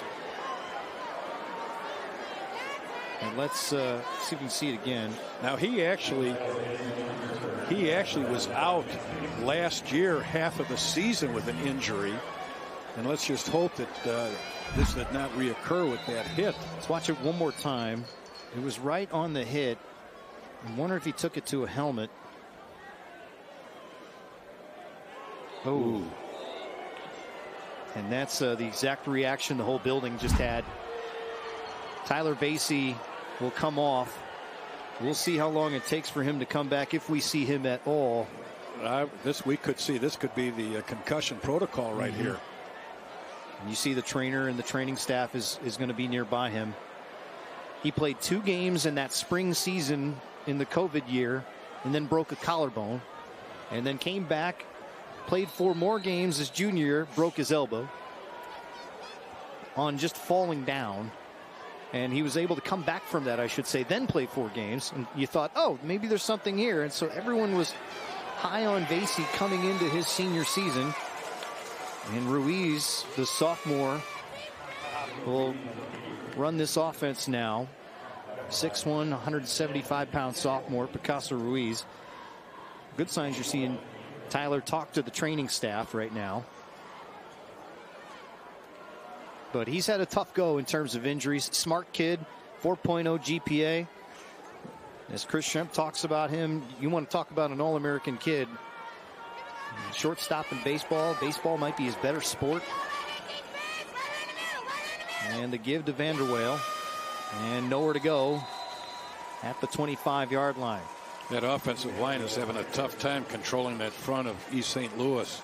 They're just very active and very physical. And, of course, they're getting a lot of quick fill by the linebackers, knowing that this is not the game for the Wolves to be throwing the football. They want to run the ball, so the linebackers don't really have to worry about dropping so much as sliding in and filling the gaps. See, the conversation continues on the sideline. Tyler's not saying a whole lot. That helmet stays off. That means he's not coming back in. He has the helmet in his hand. And they're sending him over. We'll keep an eye on that as we keep going on the field as well. Ruiz on the run. And you don't want to, when you're looking at a 3-touchdown deficit at 29-7, you don't want to be looking too far ahead in terms of development, but these might be some very important reps for Picasso Ruiz at quarterback for Prairie Ridge. Well, there's absolutely no doubt about that, Matt. And the thing is that that offensive line also gets a lot of reps. I mean, you know, we're in a tight ball game. Tight by that, I mean we're in a state championship game, but obviously East St. Louis has the upper hand. But the Wolves aren't going to go away from their game plan. They're not going to just start throwing the ball all over the ballpark because that's not who they are. That's not their reputation. So they're going to continue to run the ball, and occasionally you might see a play-action pass, but they're a run team. Punt from Miller, and that's going to go out of bounds. He had that 66-yard punt that set things up for East St. Louis, who answered the call with a 95-yard drive. Tyler Vasey trying to keep his balance about himself. We'll see if we see him again. 6 minutes to go in our third quarter.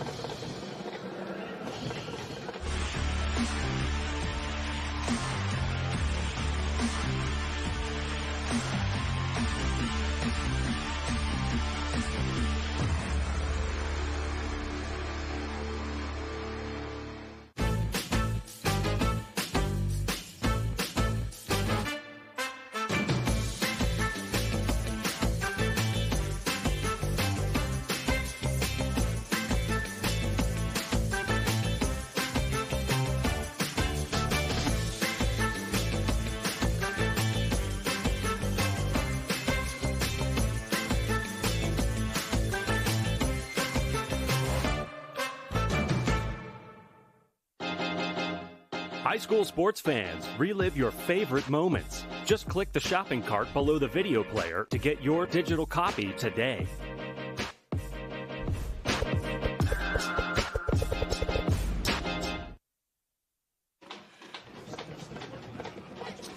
Tyler Vasey with 70 rushing yards so far, but he has been everything but himself that we've seen in the last several weeks going against this East St. Louis Flyer defense. 43, I believe, in the opening drive, but it's been tough sledding after that, and he's taken a lot of hits along the way. You can see the speed's there, but so is the attention on him from everyone else. Absolutely no doubt they've been keying on him. That was the game plan. Take him away, force them to do things that they don't want to do, and really he's the guy that's really carried them throughout the season with over 3,700 yards rushing and 290 yards a game himself just rushing the football. He averages total offense per game 316 yards. Absolutely amazing, and that's why it's a state record.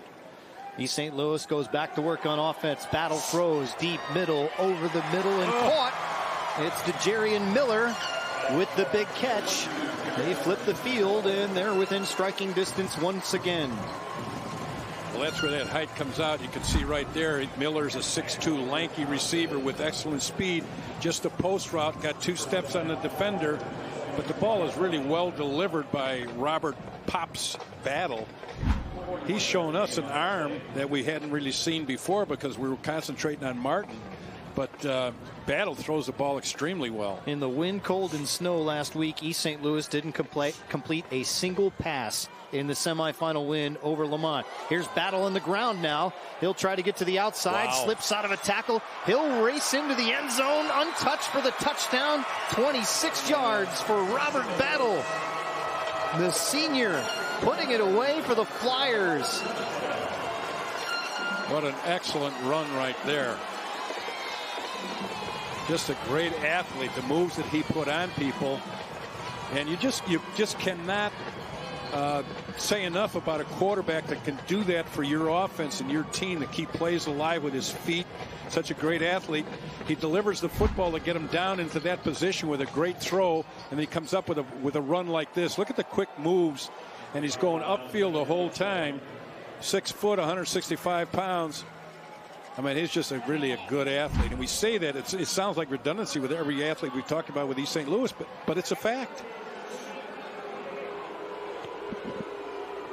I believe it unsportsmanlike was added to that. Bond will attempt the extra point. And no problems there. 2 plays, 32 seconds. A big 40-yard touchdown pass followed by a big-time touchdown run. Robert Battle, who's got Division I offers at the FCS level, will catch the attention of FBS colleges with that nifty move to get to the end zone there. Well, anytime you got an athlete, as we said, that can do things like that when he's scrambling after he throws the ball to get you down the field. I mean, he showed you his arm and his accuracy. All of his throws have been right on the money. There's been no erratic throws for the most part. But then he can get you out of trouble with his feet. And when you have a running back like Martin, who gains 105 yards in a ball game and who's been averaging 10 yards a carry today, you know, this is just a really a special East St. Louis football team. 153 yards passing, 8 of 10 with 2 touchdowns. And Battle also adding 63 yards with that 26-yard touchdown run on 4 carries. The dual threat has been the difference maker for East St. Louis here on this Saturday afternoon. And that's a dual threat in between the 2 tackles. And they got the wide receivers who are the other threats on the outside. We have a flag on the kick here. Again, that was all the way back to the 25. Check that. That was the T. It was yellow. It's easy to mistake. And so Vasey is back on the field.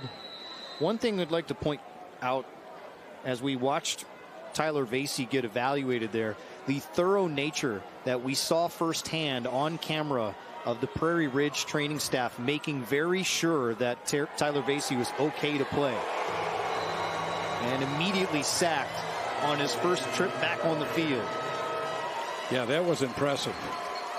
That was very impressive. And that's one, jokingly speaking, where he's probably wish he's still on the sideline, not having to go through that. Protection breakdown, not a lot of help. Well, the penetration is just amazing. What's happening is they're taking the defensive end and getting him up the field and forcing him inside to the linebackers that have no worries about any kind of play action. They're just filling on the inside, and they're taking everything away. Bryce Harrison on the sack. So they're looking at 2nd down and 18 now. And this has been the kind of day for the Wolves this afternoon. Behind the chains. Vasey stopped from behind. They're able to penetrate the backside. And that was Dominic Dixon, who has got eye-popping number of stats and certainly catching the attention of college scouts around the country. 6 foot, 180-pound junior. And what East St. Louis does so well and so effectively is the backside. When you pull any lineman, they really get in the hip pocket of that lineman because he's going to take you right to the football, and they're very quick in doing that. Vasey to throw over the middle. It's caught.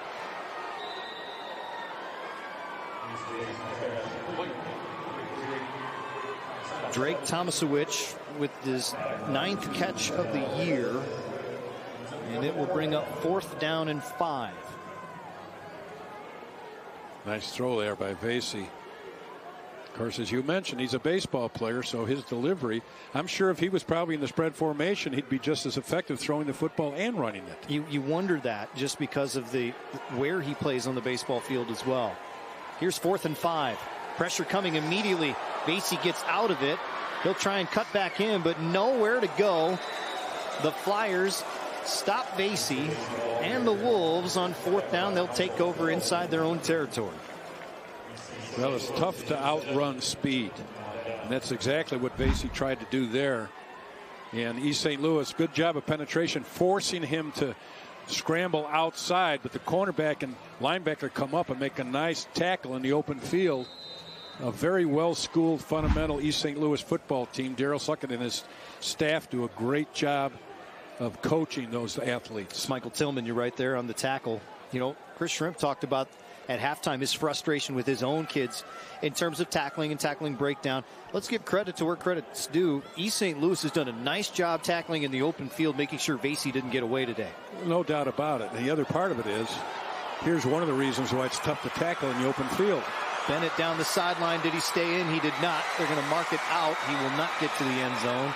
They're going to mark it all the way back at the 34-yard line. It's so hard in the open field to go one-on-one with a great athlete and try and tackle him. When he's got moves, he's got speed. So it's a combination of the great athlete that's coming at you, not so much your poor tackling in many cases. Right there. The step actually was the plant foot. Prior to, he had tightrope that whole time. Once he tried to go back in, he ended up stepping out. Bennett now. And he might have made it back. It looks like he was about a yard loss, as opposed to getting back to the original line of scrimmage. Chris Bennett's big long run gets East St. Louis over 400 total yards for the day. We're still in the third quarter, so that tells you something about what a great offensive talent East St. Louis is. We've seen some impressive East St. Louis performances over the years. This is on the short list. Second down and 11. And Battle will throw. Lofts it. Got a man. And that's going to be a first down. Jarian Miller with the catch. They had a man. About 12 there. Excuse me. They had a young man last year named Burden, who was just probably one of the most highly recruited athletes in the country. East St. Louis had him on the opening kickoff. I think he ran it back for a touchdown. But every time he touched the football, people in the stands stood up because he was that good that every time he touched the ball, you thought that he could take it to the end zone. He was just amazing. The same kind of electricity for this Flyers team this time around. It's Bennett in. And with the lead where it's at, I would imagine we might be done seeing Ryan Martin the rest of the day. He's standing on the sidelines right now. Bennett again. Squeezing through, and he will walk in for the touchdown. That's a heck the of a Flyers run. pouring it on here in Champaign, 42-7. One heck of a run right there. Now there's a young guy that would start obviously on probably 9 out of 10 teams in the state, and he's the backup running back here in East St. Louis. Just a good job. Watch the bounce out and the cutback. And the power that he shows right there, a combination of power and poor tackling by the Wolves and Prairie Ridge. But, you know, when I talk about the stable of running backs that they have at East St. Louis, he's a perfect example. That's weight room stuff right there. Squeezing out of that, Chris Bennett, of course, 6'4", 200-pound senior. Bond on for the extra point. Little high snap. The extra point is good. The route is on. It's 43 unanswered for the Flyers with 2:10 left in quarter number 3. This has been as impressive as we've seen East St. Louis here in the state stage in a long time. Absolutely right, Matt. And the interesting part about it is on the first drive with Prairie Ridge and the Wolves, they look really efficient, driving the ball down the field and basically scoring the ball and running the option. We thought, gee, it's going to be really something. And all of a sudden after that, forget it. They didn't do anything after that first drive, and East St. Louis just blossomed. They're well over 400 yards now, and there's a good shot right now of Mr. Watson. Excuse me, of Martin. He's resting. Yeah, that shoulder's feeling a little better when he sees himself in the big screen here at Memorial Stadium, no doubt about it. Plus, looking at the scoreboard makes it feel a lot better. 43-7 is our score. It's getting company now. And they'll kick off from the 40-yard line. And diving on it for Prairie Ridge is Elijah Loading. No, this might be our most lopsided game we've seen this weekend, although IC Catholic was very impressive. Remember that 3A game, Williamsville, the Bullets had a 10-0 lead in that one before IC Catholic and the Knights ripped off 48 straight points to put that one away. Sacred Heart Griffith with a state championship to send Ken Leonard out in style. Lena Winslow, another dominant effort. And what a thriller in our 2A game that we had yesterday between St. Teresa and Tri-Valley. And our first game today, Nazareth, 10-4 state champs. Who would have thought that after they started 2-4 in the season? We'll have Mount Carmel and Batavia coming up for our 7A title game. Scheduled to go at the top of the hour, probably a little bit past that at this point.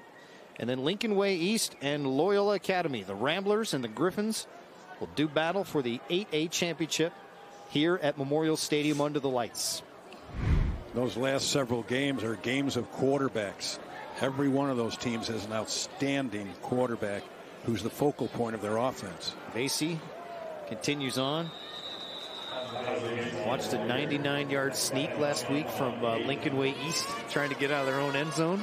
Pile keeps moving, and there goes your quarterback. Don't see it very often, but you do see it. Now, these are very hard games to play in for guys like Tyler Vasey. How do you work through this mentally if you're him at this point?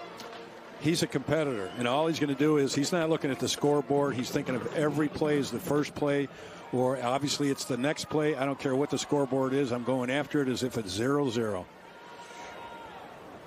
He will barrel through, and the ball comes out.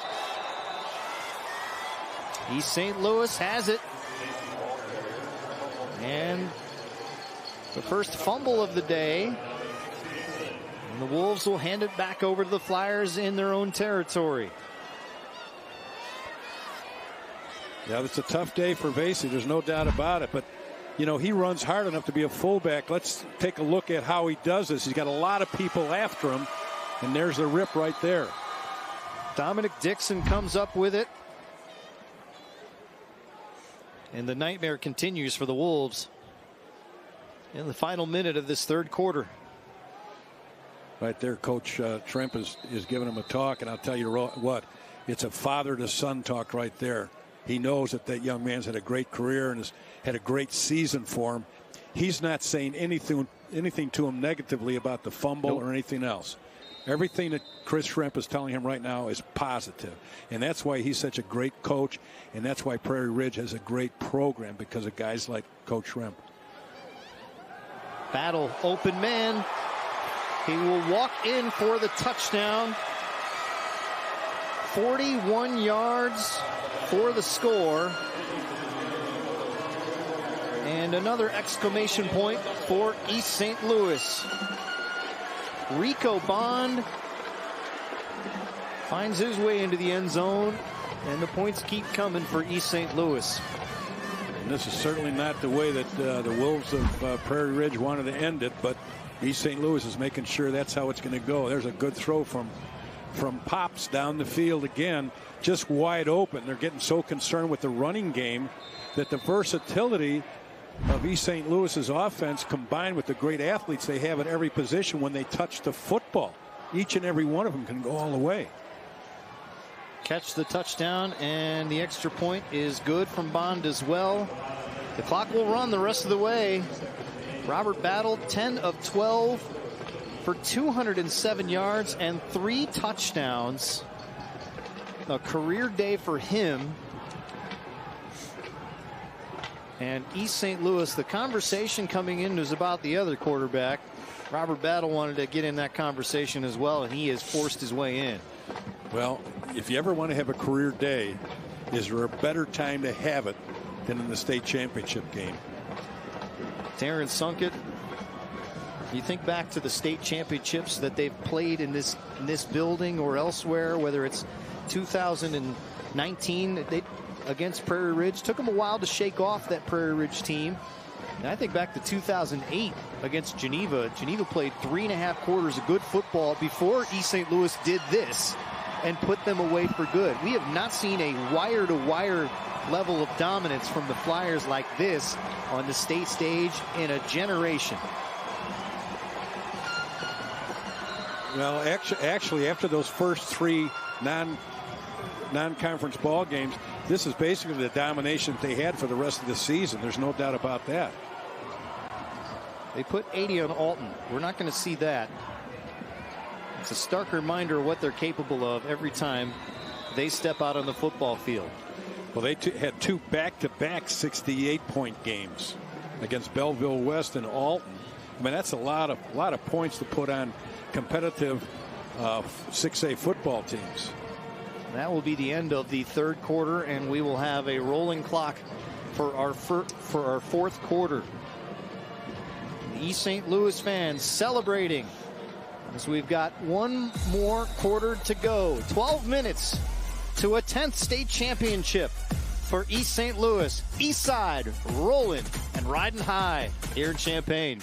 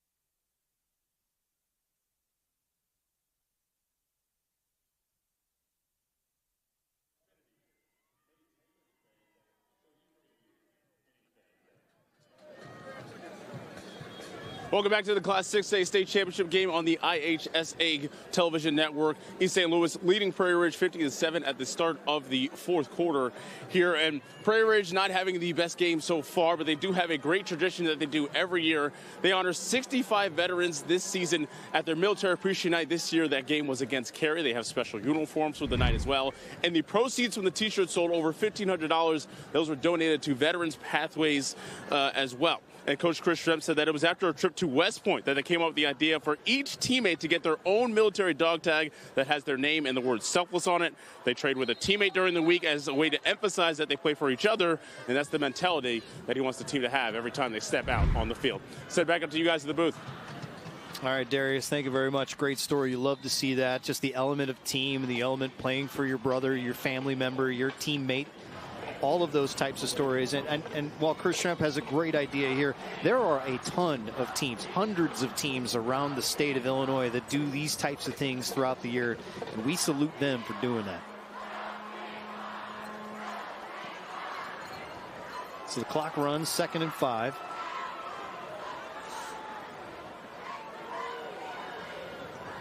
And give to the up back. They're not going to be letting up here now. East St. Louis might be getting more defensive players in the ball game to give them some playing time, but you're not going to see Prairie Ridge give up too soon here.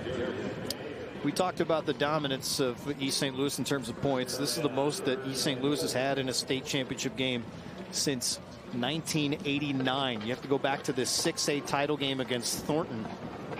That's played at Hancock Stadium in Normal. That long stretch of real good football in the 80s, that stretches back at East St. Louis. And back with a vengeance the last few years. That was Here's Vasey. Coach Shannon, I believe, at the time. And he finally breaks one. The ball gets loose. Picked up for a second, and it rolls out of bounds. And Prairie Ridge will hang on to it. Vasey slow to get up. Something they would love to get is at least one more touchdown on the board for the road. This is what we've seen from him all year. All year long. This is what it is. Fake to the fullback, draw those linebackers down inside, and then get right off the hip of that fullback, off that tackle spot, and get upfield with that speed, and that's what he's done all year long. What you just saw on that run is what he has done all year long to have this tremendous rushing record that he has in the state of Illinois with 3,700 yards and 53 touchdowns. Amazing. Let me say it again. 53 touchdowns he scored this year. Vanderwild turns the corner and drives forward.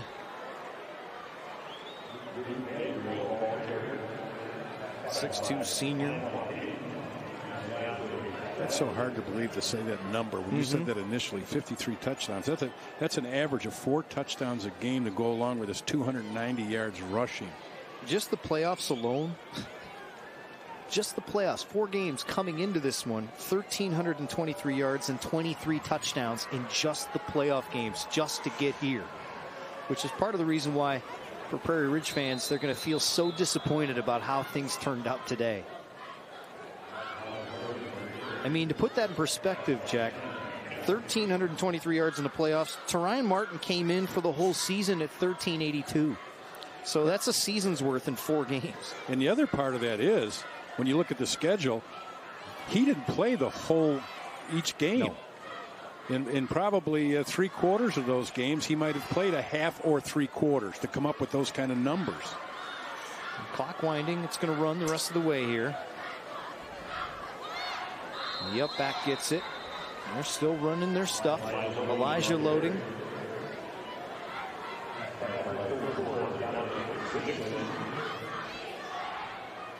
And the reason you keep running your stuff is because this is who we are.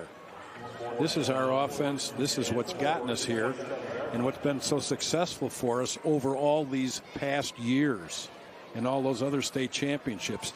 So all of a sudden you don't panic and go into the spread formation and start throwing it all over the ballpark. That's just not who they are. That's not how they got here. And you won't see them probably doing that next year or for years to come. Vasey will throw. Pressure coming. Driven back and dropped. Naz Cobb, the sophomore reserve, with a sack. And that will bring up a change of possession, as that was 4th down. So they'll stop the clock for a timeout. East St. Louis dominance spreading to the other side of the ball. The defense coming up big on 4th down. Naz Cobb getting in the book for the sack. Timeout. How do you predict the future? You create it. You build a foundation, pave a path forward, soak up the journey, and turn experiences into something life-changing. At Illinois State University, we deliver on what every college should promise you: the opportunity and tools to write your legacy every day. The rest is up to you. What will you create? Create your legacy at Illinois State University. Black Friday is here at Menards, and we've got the perfect present for your loved ones. With something for Dad, Mom, and the kids. Everyone in the family will get what they want, even your furry friends. Enjoy the season and the savings. Deck out the tree and stuff your stockings with these great gifts at amazing prices. Hurry in and save big money. These deals won't last long. Doors open at 6 a.m. on Black Friday. Save big money at Menards. Time now for the Menards plays of the game. Save big money on all your home improvement needs. It's been all about East St. Louis and a lot of defensive plays. There's picks here, fumble recoveries there, and a lot of sacks. We've seen kind of everything here in these first 3/4 of this ball game. But we've seen a lot of physical play by East St. Louis. I mean, they're a very aggressive hard-hitting football team. You know, to see what we're looking at here gives credence to what Lamont did last week in getting a 2-touchdown lead early in that semifinal at Lamont High School. And we have a flag. East St. Louis had to be in shock. But Lamont was undefeated going into that ball game. 5-yard penalty will remain. And how they reacted to that just was a true testament to how good and what kind of toughness they have too. I agree 100%. And the other part of it is a lot of people throughout the state will say, you know, East St. Louis has these records, but who do they play? They always say that. Who do they play? Well, when you get here, you can see right now they can play with anybody. Down the sideline. Flyers are loose. They will take it to the house. Antoine Hayden with 69 yards. And it's a Delta Dental fourth quarter touchdown. You can trust the tooth to protect your smile. Learn more at deltadentalil.com. Well, everyone getting involved. Antoine Hayden is going to play defense for the Illini here. So it's nice to see him get an offensive touchdown because he may not have one at the next level.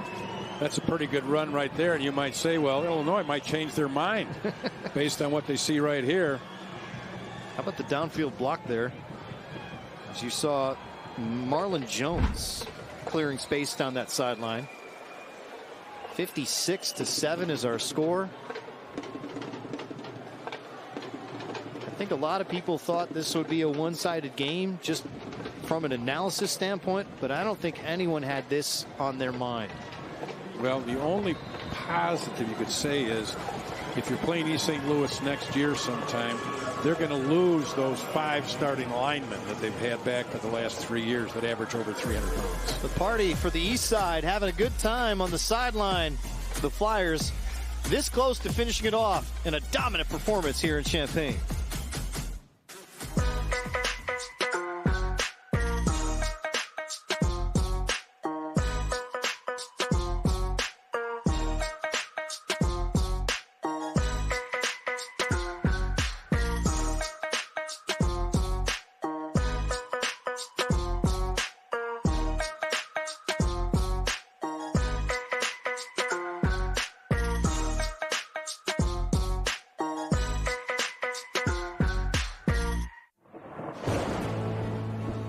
I couldn't ask for a better agent, for a better company in a disaster where you have no idea where to start.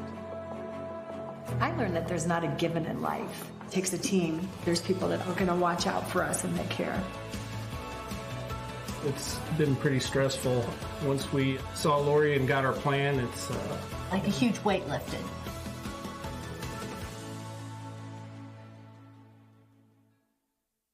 The IHSA Football State Championships are being brought to you in part by Country Financial, proud partner of the IHSA, and by LiUNA. Start your career in construction at liunacareers.org.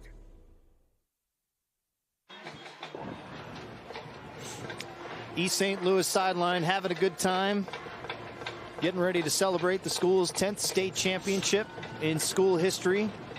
We're digging through the record books. We can't find anything with a 50-point margin of victory in quite some time, if at all, in the IHSA annals of history. A lot of 43-point margins or 42-0 shutouts. Closest thing we can see is that 1989 game with East St. Louis beating Thornton by 47 points, a 55-8 score. That one's going to roll at the perfect spot at the 3, forcing the Wolves to return it. So this could possibly be another record of a different type? If it stays this way, that's the largest margin of victory in any state championship game in at least 50 years. Well, so that's a team record anyway, and we've had a lot of individual records set throughout the day at various classes.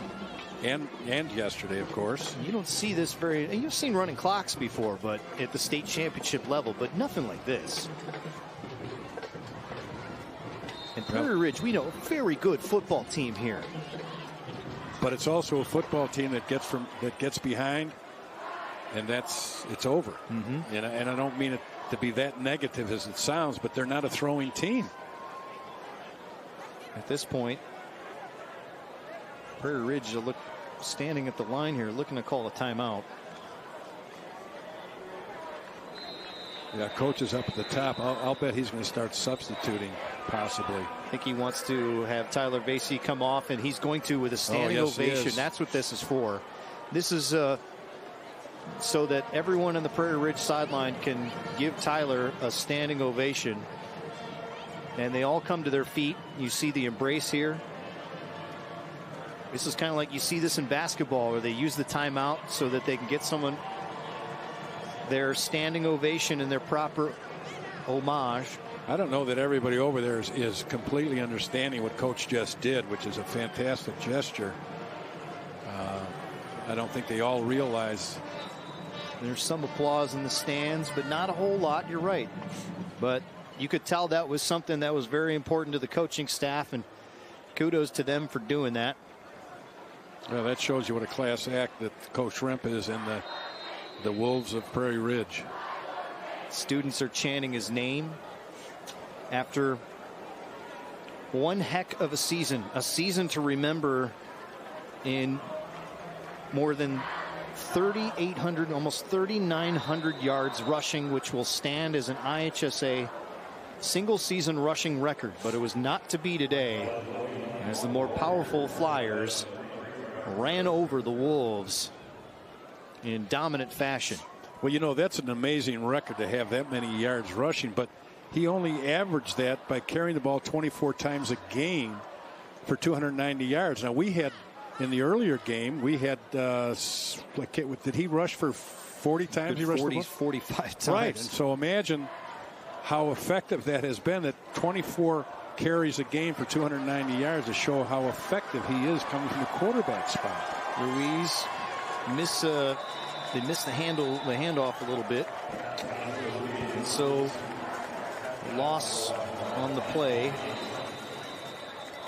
East St. Louis, of course, they've won a lot of state championships. This is their 14th state finals appearance here at either Normal, Champaign, or DeKalb. And you think of all the years that Robert Shannon had like this. Darren Sunkett is okay with a little water. I think he's getting Miles more McVeigh's than that. adding a little water bottle, it's like condiments on top of that. A big smile on his face as he will win another state championship. And, you know, the reaction is last year. Basically, they were upset by Cary Grove. Not just upset emotionally because they lost. They were basically upset as far as going into that game as the favorite. And that what happened was, to many people, hard to believe that East St. Louis lost to Cary Grove. So this is kind of, you can see the excitement now coming back the following year and being able to rectify that issue. Going into last year, they were 9-3 in title games. So they don't lose that often. And that loss was their first loss in a title game in 32 years. So fast forward to this year, clearly on a mission to make sure that did not happen again. And they did a wonderful job preparing for this offense of Prairie Ridge, similar to what Cary Grove does. And for Sunkett, he is closing in on win number 188. Why does that matter? Robert Shannon won 193 games. You don't think that matters to him? Maybe passing him, or at least, paying honor to him in doing so. Two of the greatest coaches that we've seen in Southern Illinois history. Well, to give you an idea of what a program East St. Louis is, they've qualified for the playoffs 43 years. They've been in the state title game 13 times. They've won it 9, come in second 4 times. Prairie Ridge, on the other hand, has been in the playoffs 20 times, and they've won 3 titles and came in second 1. So, I mean, both up-and-coming programs. Obviously, Prairie Ridge, what I mean by up-and-coming, but St. Louis is obviously well-established. Our Country Financial Player of the Game. This is an easy one here. It's the very fascinating, balanced performance of Robert Battle, throwing and running for touchdowns. And you can find out why over 1 million families let us protect their lives and livelihoods by visiting countryfinancial.com for more information. Robert Battle showed a mixture of speed and strength with the arm, And accuracy, too. That was another thing that you noted earlier. He did not miss a throw. They were right on the money every time. And his mechanics were outstanding. That's something that impressed me. It's the way he sat in the pocket. His mechanics were excellent. He put the ball right on the money on each and every throw. Landon Miller will punt out of his own end zone. And they will pick it up and try and run somewhere with it. Nowhere to go. Let's send it downstairs to Darius.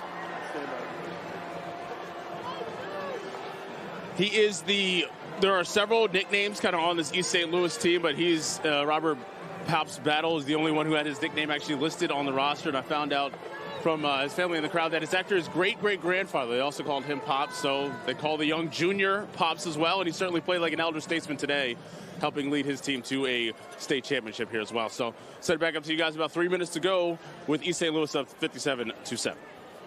All right, Darius, thank you. Pops at the age of 17, Pops at the age of 27, 37. You know, it just rolls off the tongue. It really does. You know, the other part of this is to think that he's coming back next year, and so is Martin. Martin's only a junior, or excuse me, Martin's actually a sophomore. He started last year as a freshman. Between this year and last year's state championship team, Robert Battle has commanded 970 yards of total offense on the big stage. And that's the big stage this year. Last year against Cary Grove was a different story. He had 1 rushing TD and 2 passing TDs, but he's got 4 TDs today. So that kind of gives you an idea of how he has matured in 1 year. Can you imagine what he's going to be like next year? Fumble on that play. Prairie Ridge recovers. 2:19 and counting.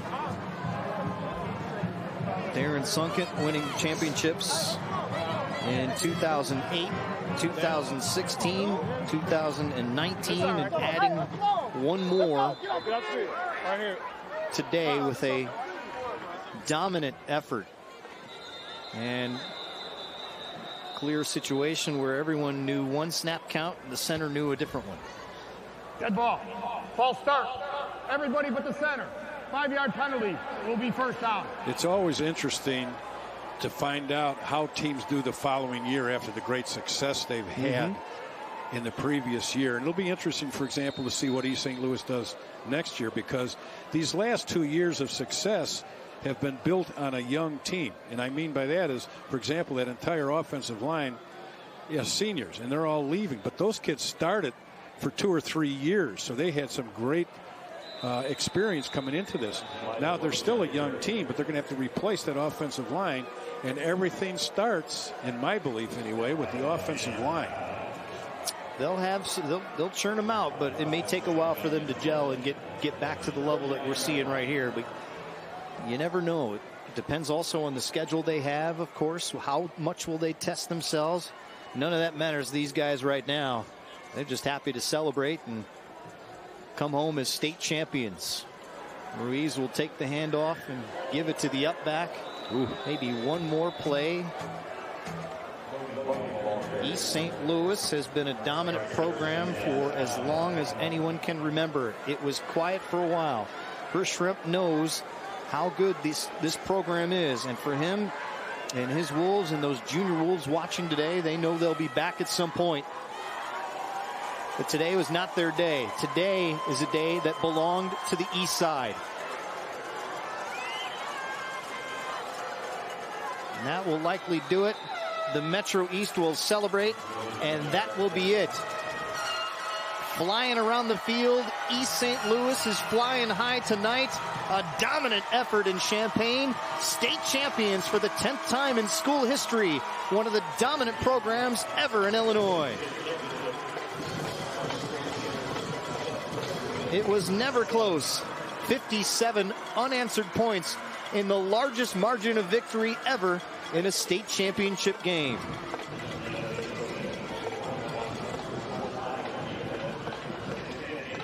Well, Darren it's Sunkett disappointing. has to be thrilled. Oh, he has to be thrilled. It's disappointing, though, for me, and I'm sure for a lot of people to see this kind of a rout in a state championship game. They deserve better, but really, this is just an outstanding, as you mentioned several times, just an outstanding East St. Louis football team. We'll take a timeout and come back for a quick post-game conversation and our celebration. East St. Louis state champions in 2022. We'll be back.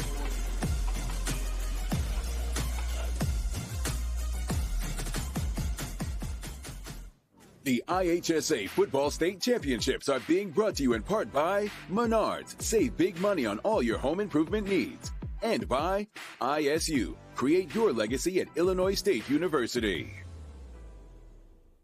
Black Friday is here at Menards, and we've got the perfect present for your loved ones. With something for Dad, Mom, and the kids. Everyone in the family will get what they want, even your furry friends. Enjoy the season and the savings. Deck out the tree and stuff your stockings with these great gifts at amazing prices. Hurry in and save big money. These deals won't last long. Doors open at 6 a.m. on Black Friday. Save big money at Menards. There are more than 20,000 ways to experience Illinois State. Hey, what's up? You ready to go to class? What kind of Redbird will you be? Hi.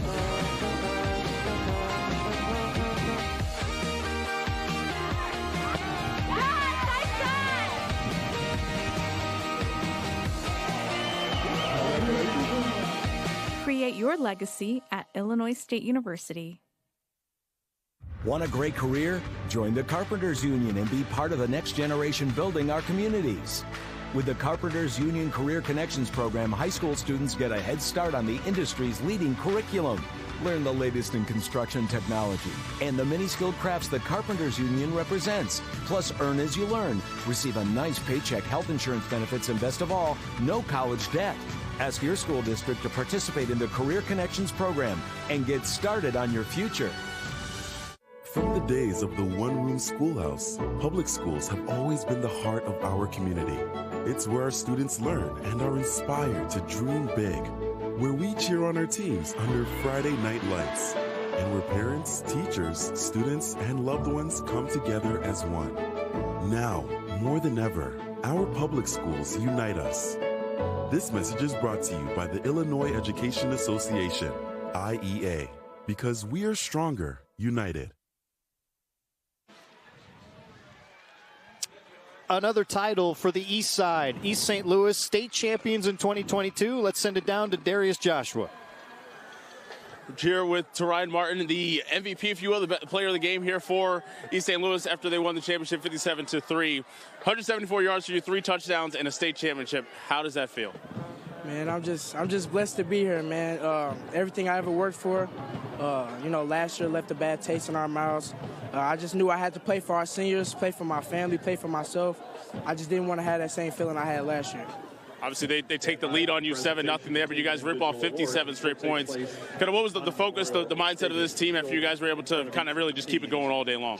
Well, we knew we had to settle into their offense because we've never seen anything like it. So, we just had to give our defense time to adjust, and we trusted them and they trusted us, and, it shows on the scoreboard. Two years for you in high school and 2 years in the state championship. Congratulations on winning the 6A state championship with the East St. Louis Flyers. Thank you, Tyler. Thank you. Now we'll bring in the head coach of the East St. Louis Flyers, Darren Sunkett here. Your 4th overall championship, 10th overall for the program here at East St. Louis. I saw as the clock was winding down, you were hugging a lot of your players. They were dumping some water on you, getting to use a little ice. What does this feel like to bring home a championship this year? Oh, man, it's a great feeling, I mean, these guys, they work their butts off all winter, all summer. And, to reap the benefits of this is just a very great feeling. I'm so proud of our seniors. They led us every step of the way. This is the first class since the 80s who went to state three straight years in a row.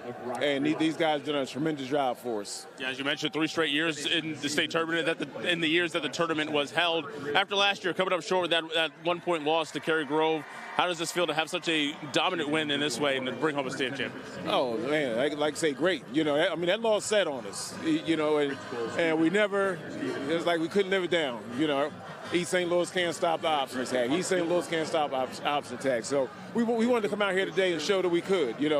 We didn't make the right adjustments that we should have last year, but last year, is water under the bridge. So, like I said, this year, man, our guys done a great job, and I couldn't be more proud. Congratulations, Coach Suggett, on the championship here with East St. Louis, beating Prairie Ridge 57-7 and bringing home the Class 6A championship. Thank you very much for the time. Congratulations. Thank you. Thank you.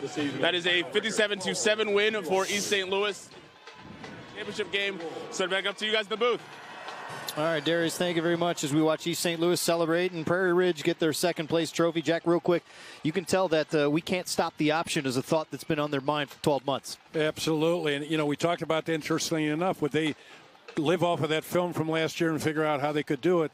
And obviously they certainly did figure out how to do it. A lot of credit has to go to East St. Louis for their game plan, but also a lot of credit to Prairie Ridge for a great season. 10 state championships as a program, and for Darren Sunkett, he wins his 188th game in his 20th season at East St. Louis. They continue to churn out Division I athletes all over the field and talented football players who can put it together that you saw here today in one cohesive fashion. And they got shirts, Jack. They've got T-shirts. They had the T-shirts ready to go for the state championship. That shows you the swagger of Eastside. They were ready for it. Let's go to the. Pretty confident, isn't it? You love the confidence. All gas, no brakes. It's on the shirt. Now to the public address system and Jeff Fritzen for the trophy presentation. Medallions are being presented to Superintendent Arthur Culver, Principal Alonzo Nelson, Athletic Director and Head Coach Darren Sunkett, and the Flyers captains.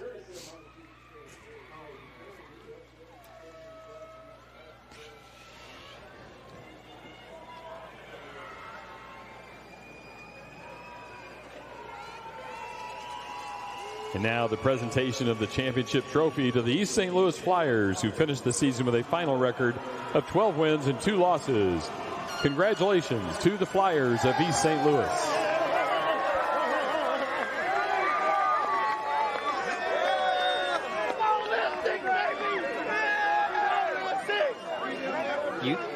You think of all the schools that have won double-digit numbers of state championships, whether it's the Mount Carmels, the Joliet Catholics, the Providences. There is hardly any public school in the state of Illinois that has been as dominant as East St. Louis has been for the last 40 years, and it's title number 10 for the East Side. Your final thoughts, Jack? Well, obviously it was a game of dominance by East St. Louis from, I don't want to say start to finish, because on the first drive, the Wolves from Prairie Ridge looked awful good, but then after that, it was East St. Louis for the rest of the ball game, and every aspect of their offense gelled. Their passing game, their running game, their special teams, and they played great defense. Jack, it's been fun. We got 2 more great games coming up here with Mount Carmel and Batavia for our Class 7A state championship, and 8A with Lincoln Way East and Loyola.